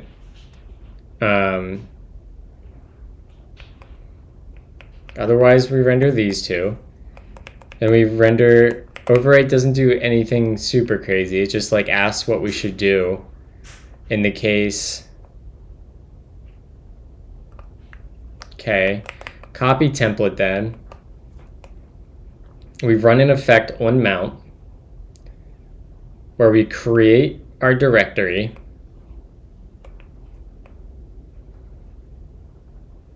Why do we set this timeout?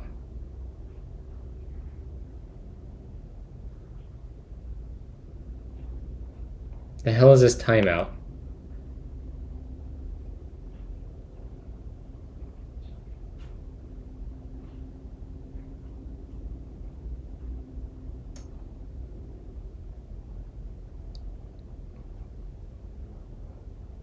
Is this our problem?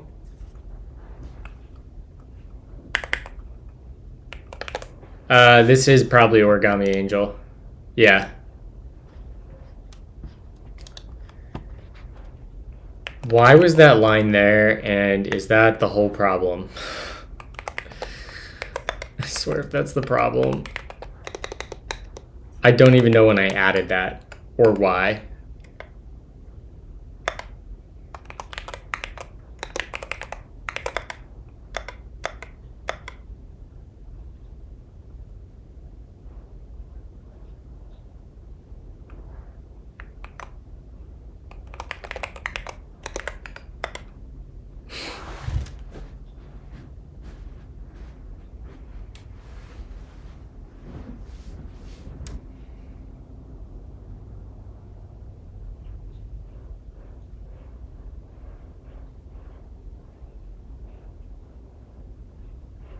cat.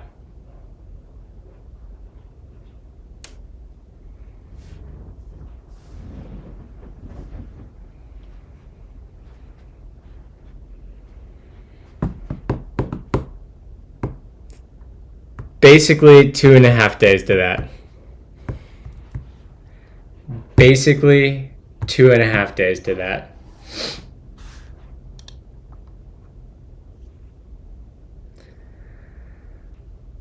That's fun. That's a fun one.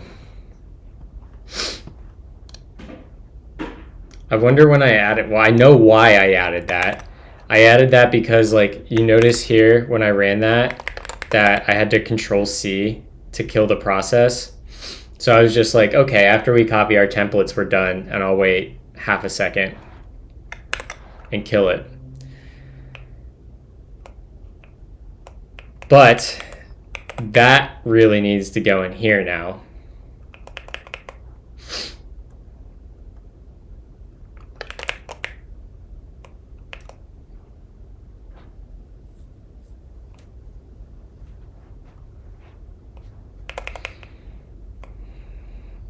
Wow. Wild. Like, I really want to put it, like, somewhere like, on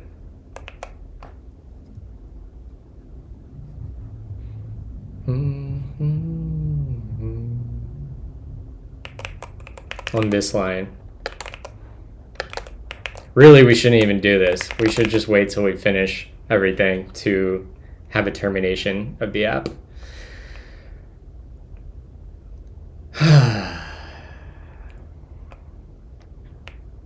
Okay. Okay. We figured it out. We got everything asynchronous. And what's really nice, I don't know if you guys caught this, but like the whole purpose of refactoring this to be async is now when we do this, the spinner doesn't lock up.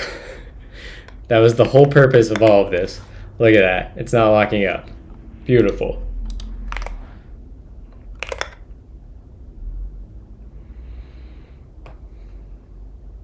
All right. So, you know, our issue number 20 is complete.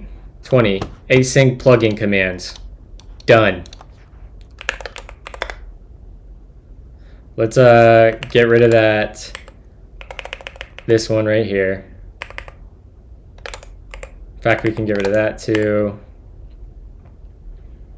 We can get rid of liquid. We're not using that anymore. Okay. Add, remove.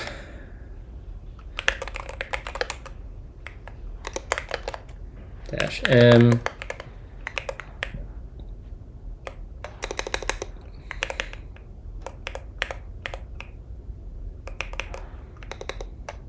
That's wild that that's what it was. Convert plugin. Oh, we're not quite done. We have one more thing to do. I forgot. We have one more piece of cleanup to do. In here, we want to, instead of running these manually now, we want to go back to running them with the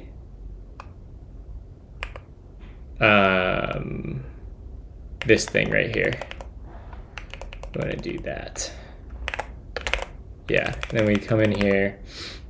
We actually don't even need this v2 anymore, so we can delete that. And this should be good still. So let's come down here,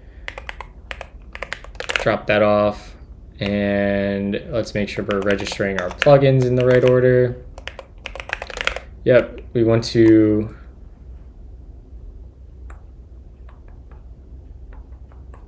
I think that's the right order. So we'll do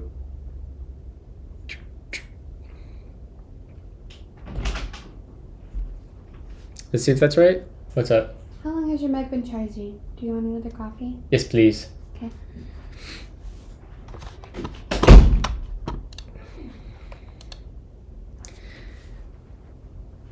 Angel, that's exactly what happened. I had I had a set timeout that just process exited at the wrong spot.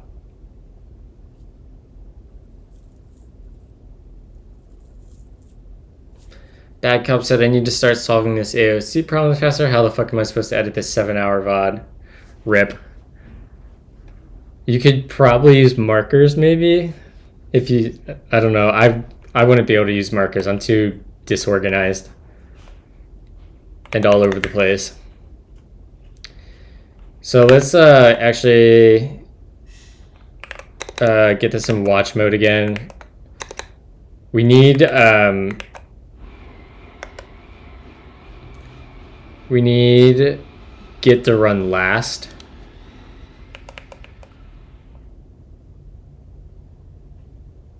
Which this seems like it should.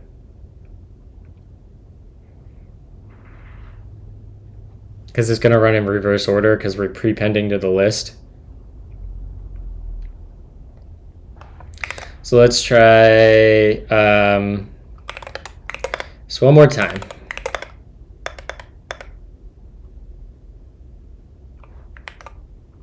Changing to foobar.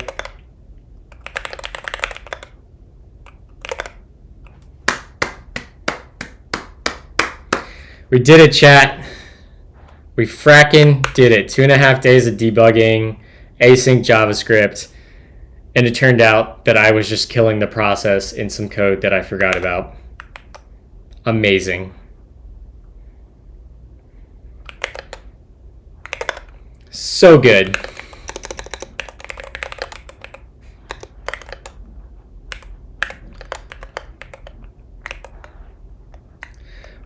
Morning, Trash Puppy. Convert plugins to run async. First try. Describe the world.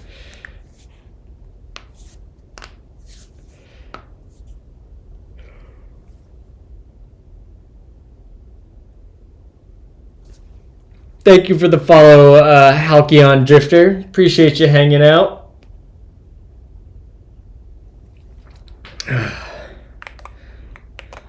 Man,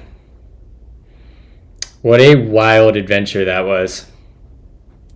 Well, we got done that ticket. We can go close that and move on to the next thing.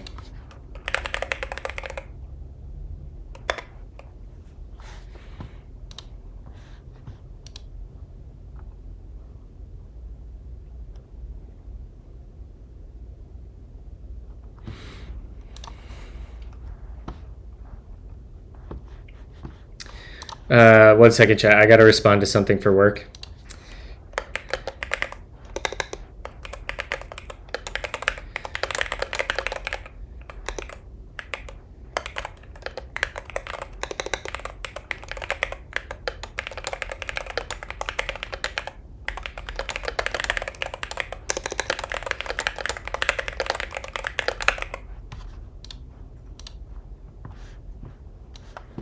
One second, chat. I gotta keep Slack up.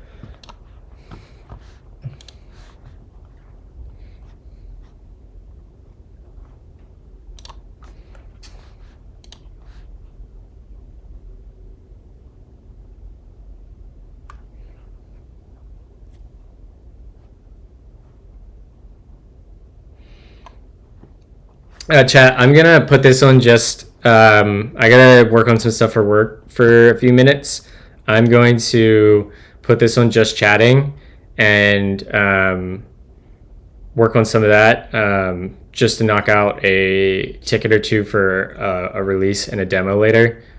So yeah, I got chat up over here. Capture, cool. Okay. This is weird having me full screen. I'm not used to this at all. All right, let me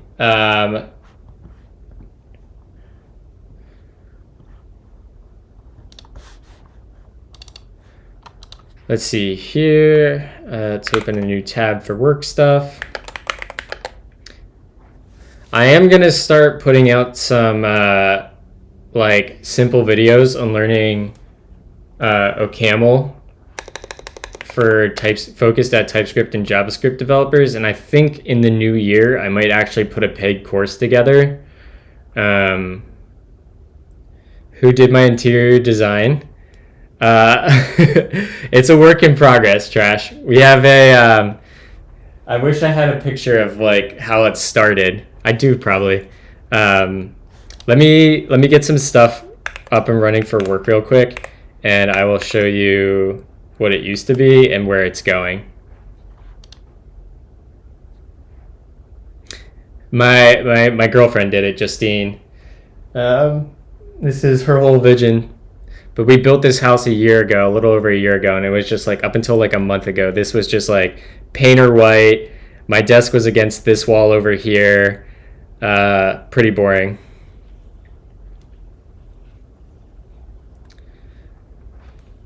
Okay. Hold on. I gotta focus for a second here to get this up and running. Yarn dev.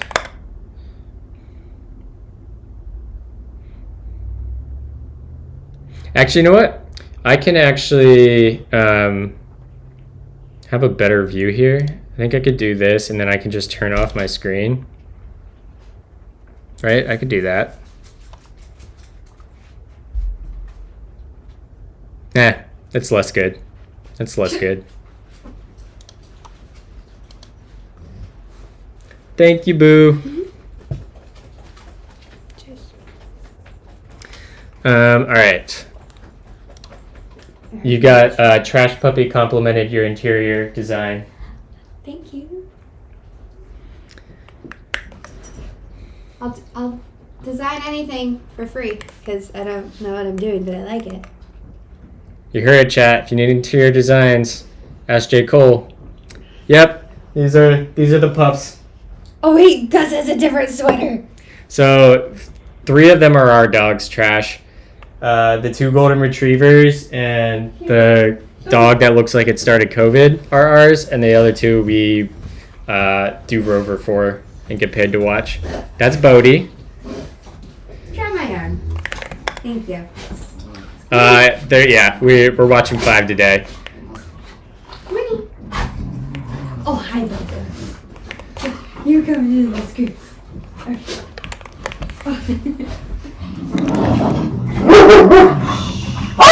Oh, okay. All right, everybody out. Come on, we'll go to my office. You gotta mention how Bodie's a therapy boy too. Oh yeah, the big white one, Bodie. Very jumpy. Yeah, the one that was jumpy isn't jumpy in public, and he's a therapy dog. Hold on, can I grab his little certificate or not his certificate, but his heart thing? It's so cute.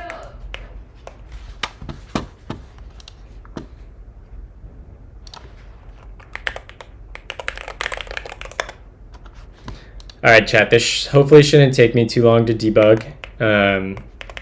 I just gotta knock something out for my boss quick. Why do you have the dog that started COVID? That's a great question for Justine.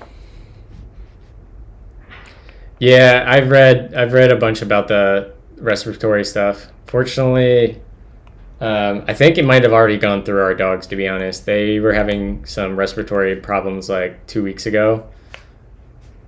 Just kidding, I can't find it. Where's our chart at? Oh, but the respiratory issues are more so for dogs who are in group settings more often than not.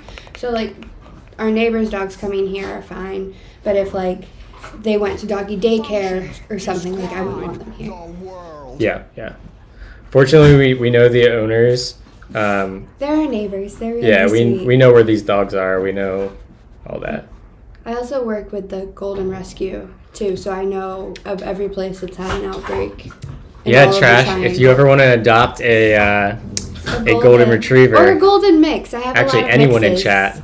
Not anyone. I only adopt to people who are pretty local. Sorry. Oh, right. Shit. Yeah, if you want to come to Raleigh, we can adopt out Goldens. Yeah, Kyle, you can share a picture of all the dogs. I am the OCaml guy, apparently. I just have to, I'm fixing some work stuff. We do international dog rescue. We do. Usually from Turkey, some from Mexico, China. Sorry, I'm fixing work stuff. How dare you? I know. I should actually go to work. We'll be pivoting back to OCaml here in hopefully like 5 minutes, if I can figure out a quick bug.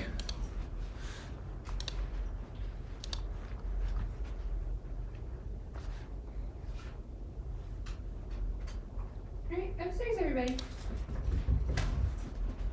Come on, up. Oh yeah, you have a border collie, Josh? Up. Winnie, you can stay. So what is the issue? All right, Yes. you have 1 dog, I have 4. All right, can you shut the door? Yep. Thanks.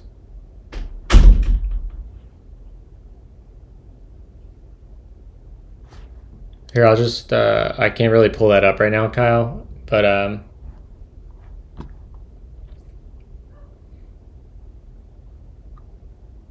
when switching currencies, if I swap to die, it seemed to work fine.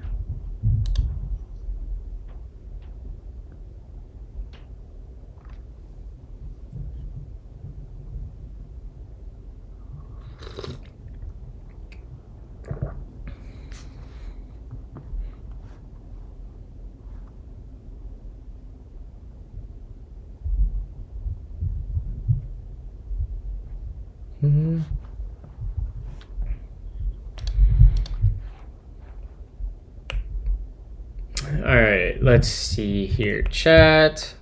So for context, I know you guys can't see what I'm working on because it's work stuff and proprietary, but I'm still going to talk you through it because I need to debug this myself. So I have a chart that is rendering market data of 2 different currencies. And when I swap what currencies I want to plot, there is like a pretty long delay. And that's telling me that we're using use SWR, which is like React query, but a little bit different. So when the currencies change, we need to reset the use SWR setting called keep previous data. What happens behind the scenes is if you just stay on one currency pair and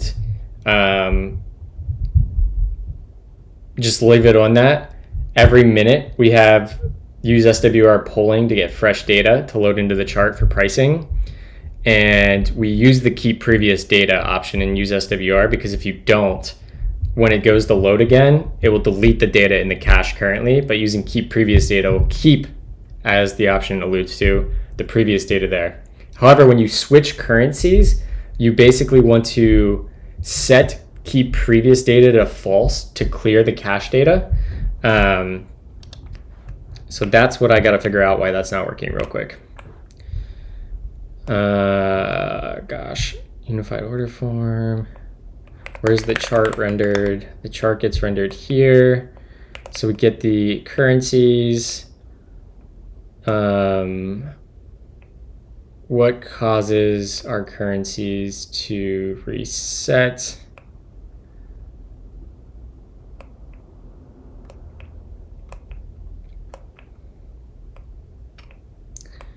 Let's see here. This should get passed to a hook, which makes a request to our pricing API. Use mark to market pair chart data. Yeah. Okay.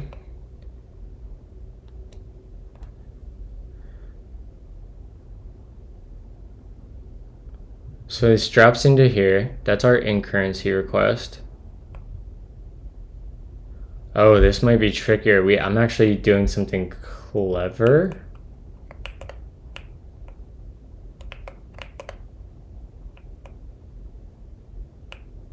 I don't think I pass in options, do I? Good morning, Mohade. I'm working on fixing up some work stuff real quick, and we're gonna get right back to it. Equals that. So it doesn't look like I'm setting any options, right? Return options price lines. Go in here, and then we go into here. All right, so here's the,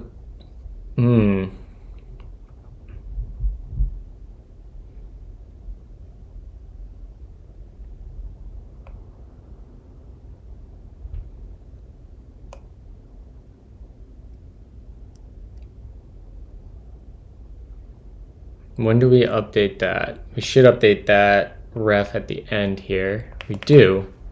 Okay. I work for a company called Scalum. We do institutional DeFi and crypto.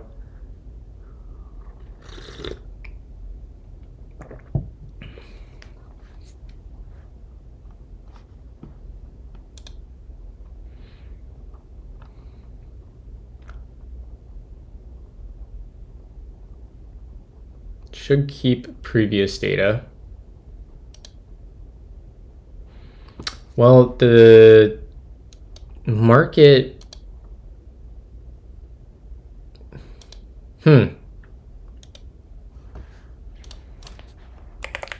let's check, throw a debugger in here real quick.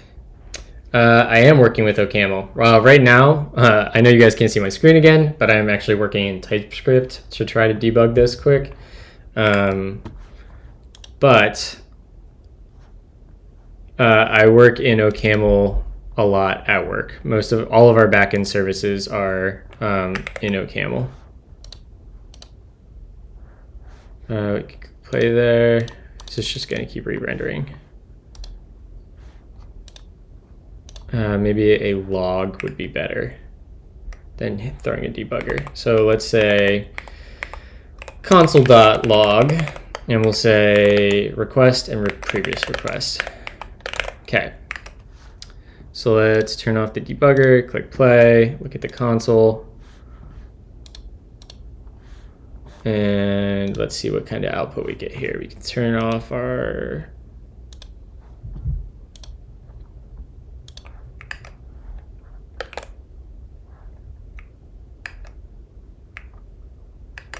slash debug. Yeah, I'm supposed to be in full screen right now, Nightshade. I have some work stuff up on my screen that I'm trying to debug real quick for my boss. So that's what I'm currently just trying to get done real quick. I've got a caching issue. Classic, right? Die. Why would that not log?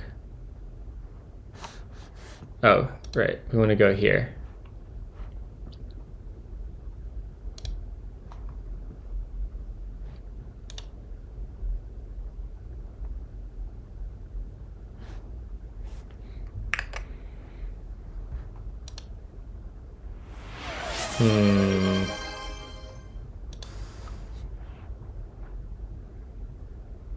Suspicious chat.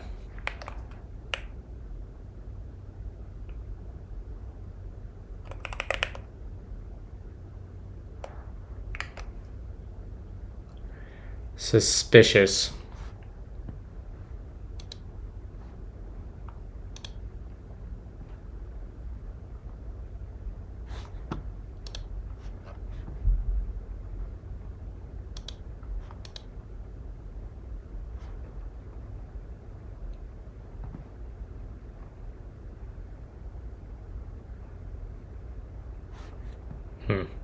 This is going to be a bigger issue than I thought it was, so I'm just going to fix this when I actually start working in a bit.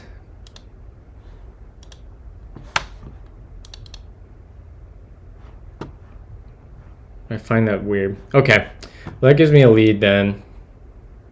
All right, let me come back to what I was doing. Let me quit out of this.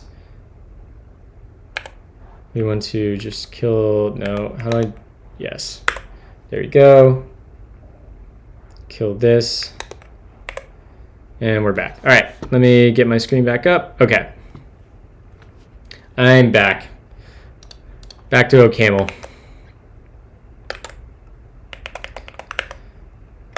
So now we want to do, I don't want this on for GitHub.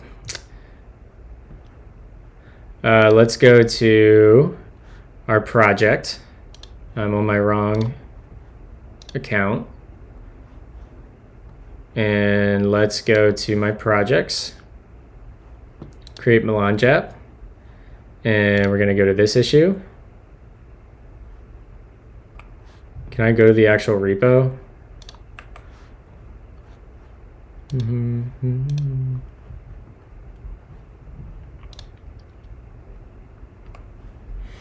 So in here, we want to go to our issues, and we're going to come in here, and we're going to close this as completed, which that should end up closing this over here.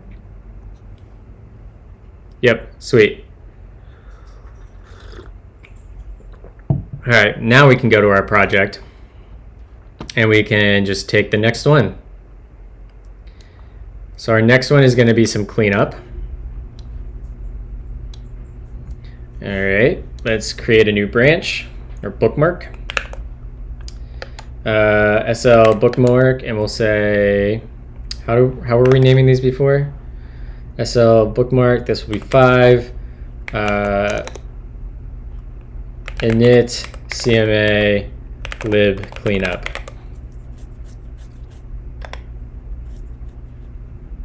All right, so what we want to accomplish with this ticket is essentially, I threw a bunch of code together inside this CMA library, and then we also have a bunch of code inside this init directory. We want to organize these and get it cleaned up because we have a bunch of like duplicated stuff. Like this template ML isn't even used anymore. We have 2 file system modules, so just got to clean some stuff up.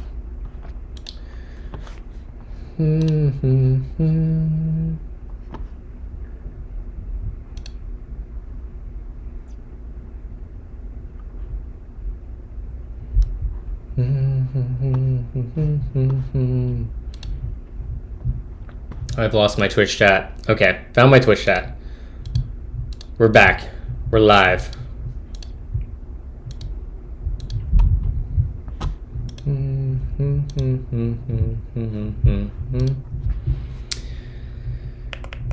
So let's start with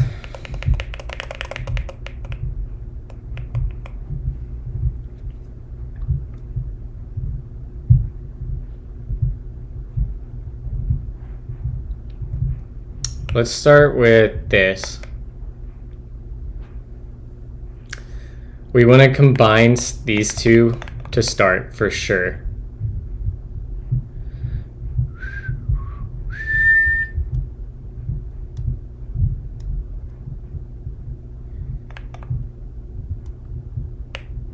Yeah, okay. In fact, let's rename this library core.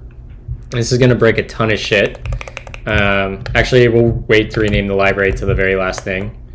Oh, what the hell just happened? Let's get Dune build running. And we're so back.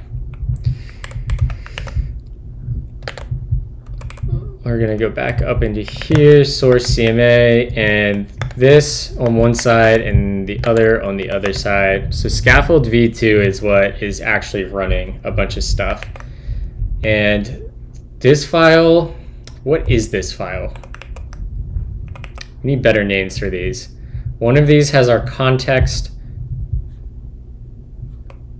and our plugin definitions in it because they need to be mutually recursive modules.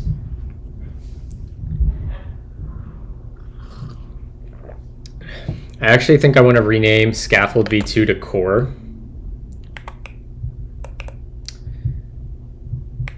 I want to name that core, And again, this is going to break so much. The goal, I think I'm going to rename CMA to core, and then this module will be the one that like exports everything. Okay, and make sure this didn't break anything in here. Yep, that's good. And then our scaffold, we can probably just change end and open core, right?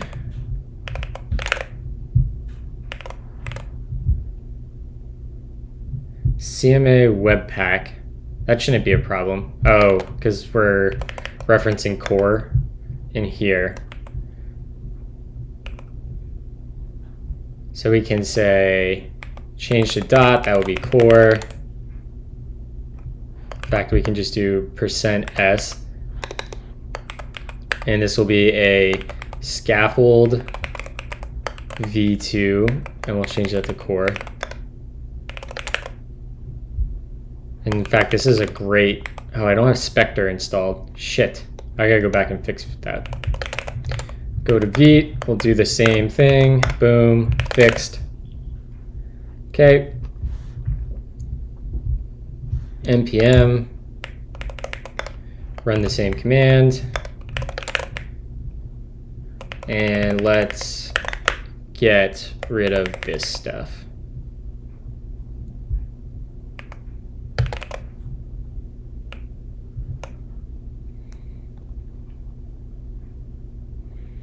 We're going to end up causing a circular dependency. Shit.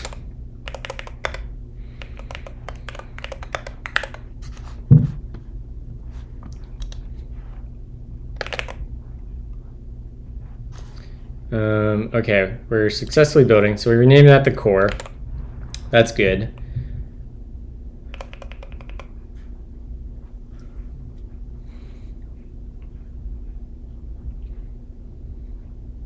I think template can be deleted now because I think template's actually in core.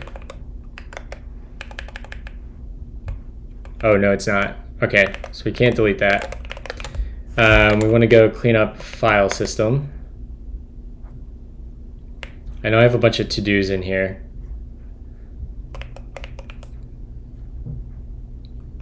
So let's clean these up.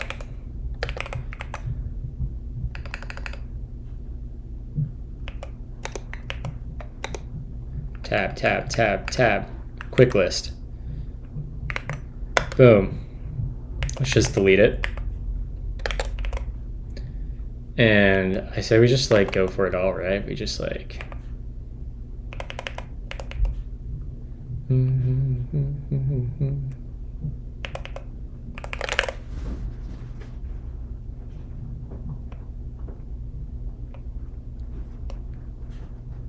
Why did I say to delete some of these?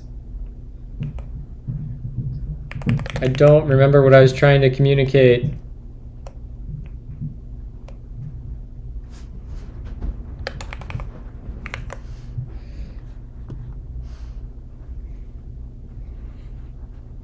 Look at Winnie. Look at that cute dog on the couch.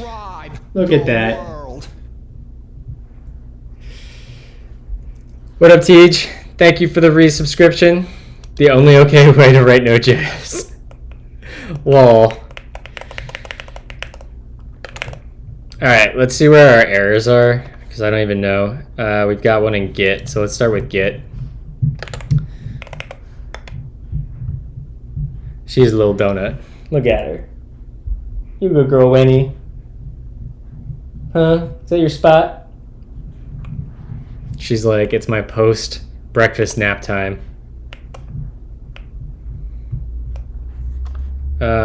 Actually, I think we might be okay having deleted those.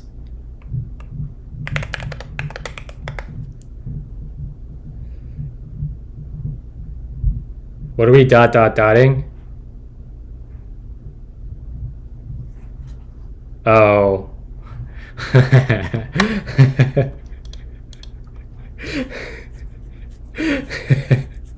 Nightshade just abusing his mod power as in classic fashion. Alright, so we're building there. I mean, I feel like this is fine for now. What else do we want to clean up in here? I still don't love the name core, actually.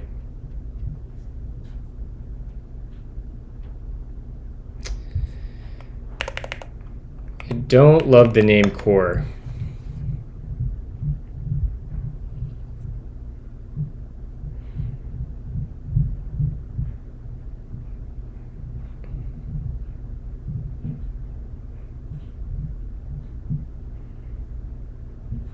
What would y'all name this file?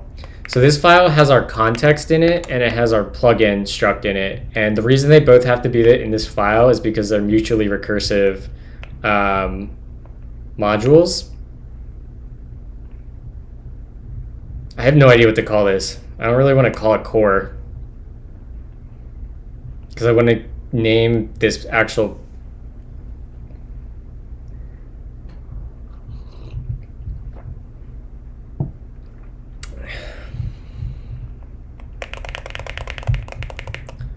Okay, ask ChatGPT. See what ChatGPT says.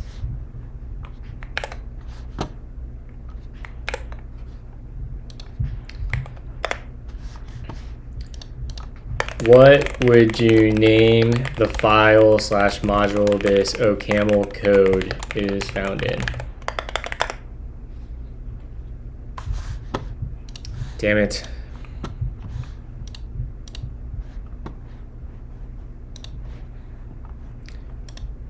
What would you name the file that this OCaml code is in?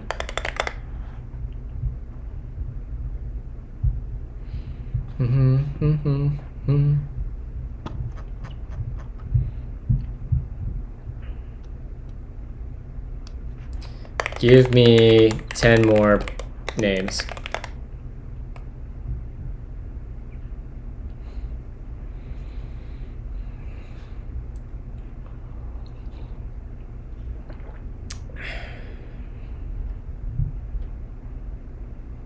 I hate all of this. I hate that these have to be mutually recursive templates.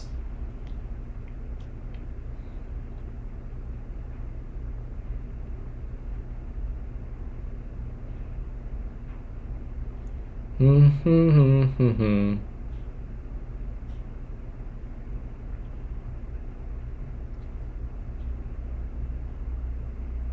mean, we could call it engine.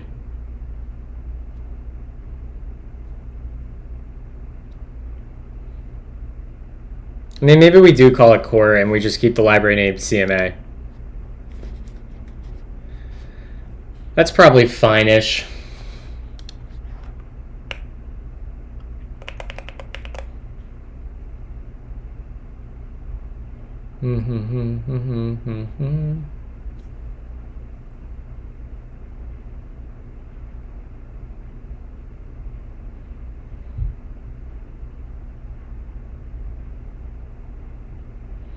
The other thing we could do is we could add a core.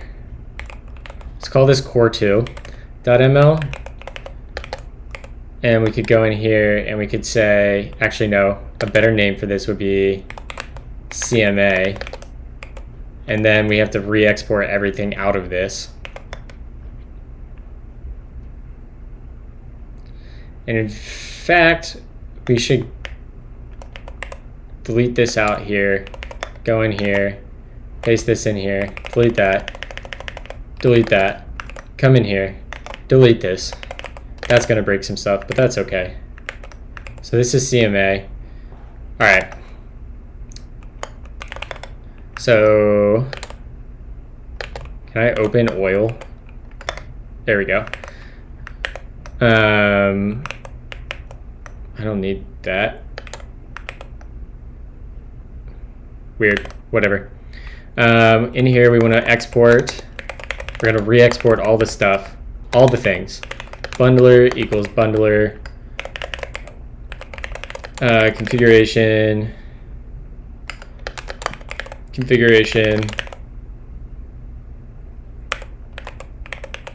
module context equals context. In fact, that will be core.context. And then module plugin is going to be core.plugin. What we're going to do, Chad, is we're going to rename this to like context and plugin. And then we can just re-export it the right way. Then we can say module Dune project and module npm and module package JSON and module template and module v. In fact, I don't even think we need to export our template. Some of these things don't need to be exported. I don't think the context needs exported. These probably don't even need exported, but let's try to limit what we export. But let's get everything in just to have it.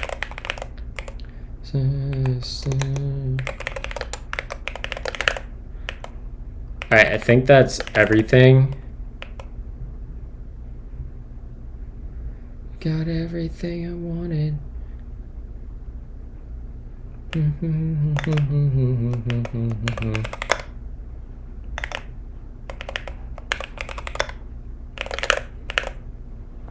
Okay, so those, we should only need to export the bundler and this from CMA. Let's go over here and rename this to,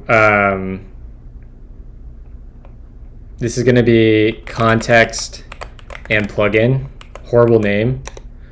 Context plugin. But it's going to be what it's going to be. And that's going to cause a bunch of build issues. And that's okay. Because in here, we can say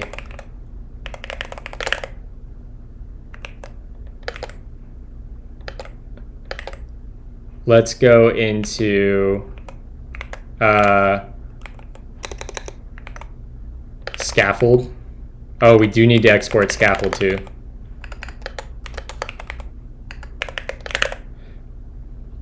Which I might rename scaffold to engine, but we'll leave it go for now. Let's go into this. Yep, open core. This is actually open plugin or context plugin. Yeah. So let's go fix npm. We'll just say open context plugin, and then we can delete to C, and we can do the same thing down here. Yeah, okay. Yoink that, and we'll go into git, because that's going to have the same problem. Boom, and we'll just say %s. If we have core dot, we'll just get rid of it. That fixes our problems there. And now we got to go to Webpack. Same deal, open context plugin. And we can run the command to drop core everywhere. Go to Vite. Open plugin, context plugin. And drop core. Okay. So let's go to wizard.re in here, and this will be that. Same with that. And same with that. And same with that. All right, we're built there. That looks pretty good. Now let's go back to CMA. Well, actually, let's go into init and make sure this isn't being used anywhere. It shouldn't be. This is like really old. Actually, both of these are old. Oh, nope. We want to get rid of this FS. Deleting this FS is going to cause issues, but that's what we want. Yep. So let's go to here. And this is going to be CMA. So we want to export in our CMA folder. We're going to export our file system utils. Then we'll go back. Now let's just work through one by one.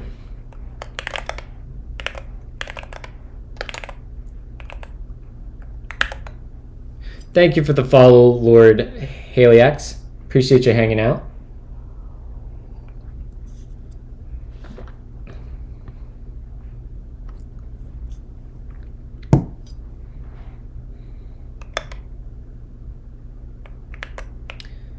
So what do we have in here? We have a create dir, which takes overwrite and a directory name. So this should just be cma.fs.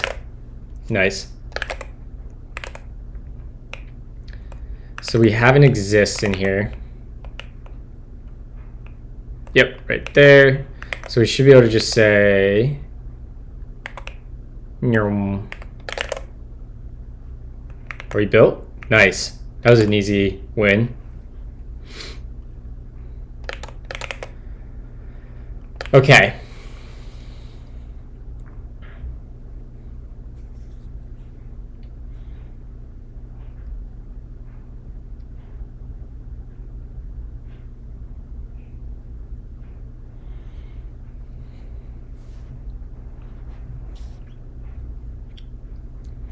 I would like to name the CMA library core.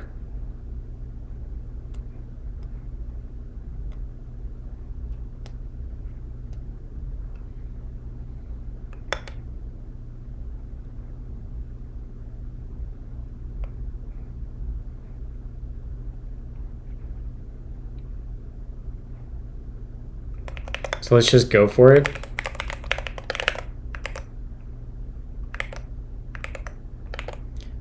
Let's go up and we'll name that core. And then in here, this will be core. And then in init, this will also be core. And then we're gonna have a bunch of build issues. But that's okay, because we're just going to do a global find and replace in this file from CMA to core.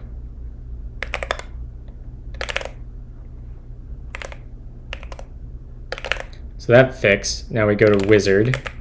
We do the same exact thing. And then we go up here and we finally do the same thing there. All right, we're built.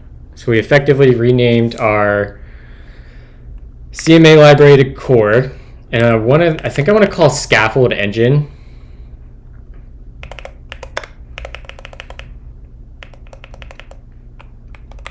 Yeah, I think I want to call this engine. Go in there.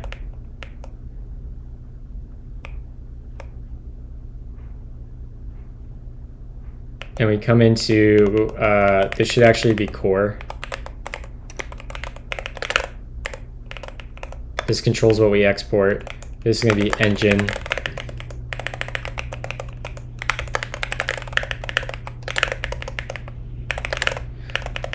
So those are the things we want to export, and where our build is now, scaffold.re, and this will just be core.engine.run.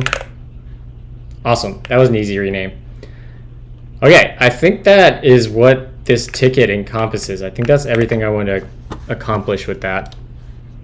Clean up and organize the CMA plus init libraries. Yeah, I think we can call that done. So let's commit that and close that issue. So we'll say SL add remove, SL commit, and this will be issue number 5, cleanup CMA plus init libraries. and we'll SL push, and then we can go to create melange app to our issues. And where's number 5? Go down here, close our issue. That chat, we're working through them. Next up is detecting Git during our env check process and only offering to initialize a Git repo if Git's installed. I'm gonna run to the bathroom real quick. I will be right back.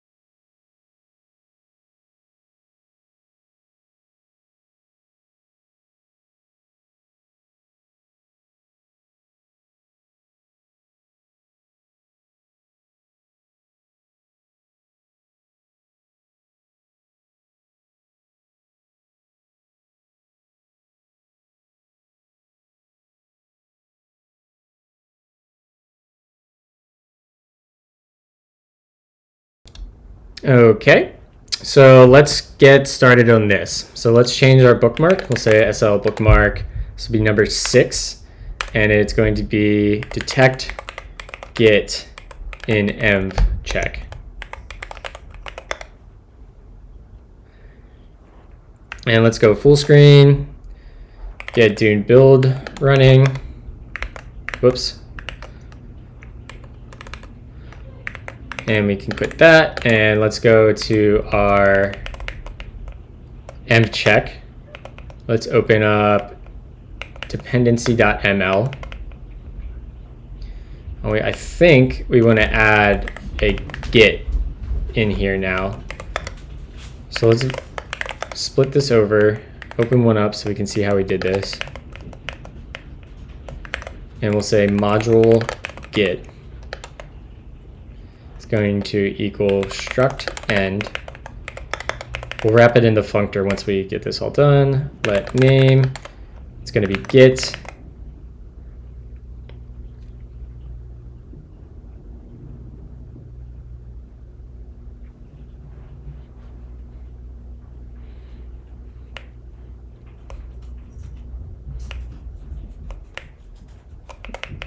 Let's actually config, we'll say val required is a bool. Sort that quick. It should be sorted. Yeah. Okay. So that's going to make this, we'll say this is going to be let required equals true. And node will be required as well. Git is not required.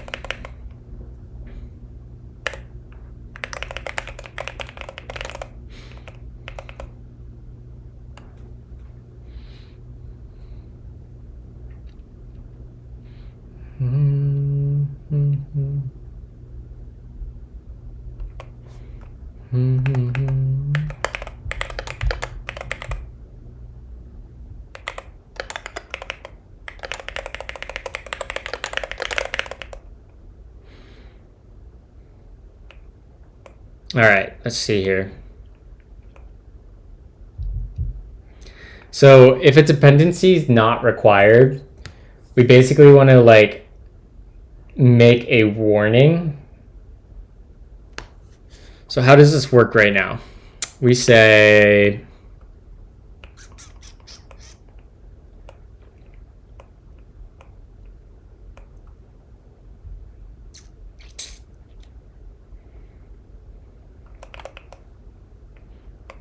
we do an exec sync, we parse the version,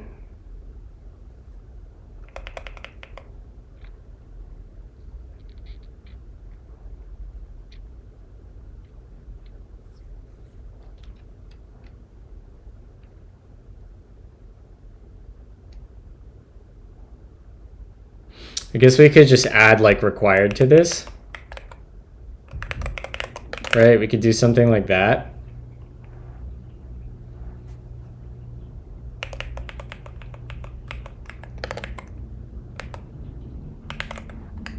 And then in our M check, we could just like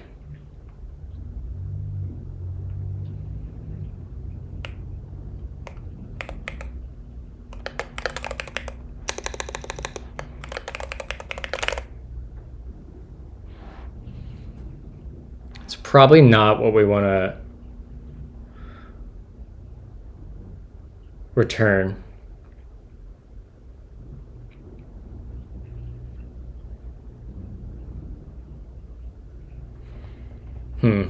This is going to take more thinking, chat, and I'm not going to have enough time for it, so I think we're going to wrap up for the day.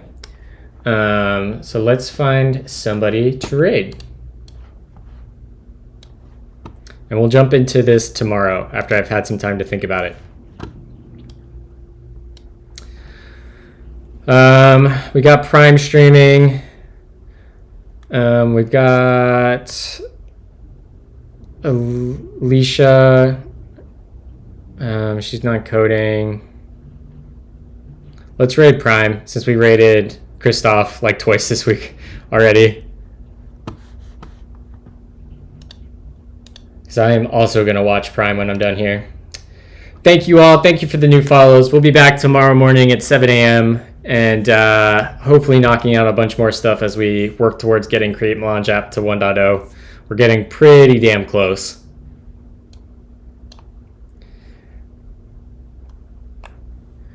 Thanks, y'all. Appreciate you. Have a great Tuesday. Oh, I just canceled my raid. I'm an idiot.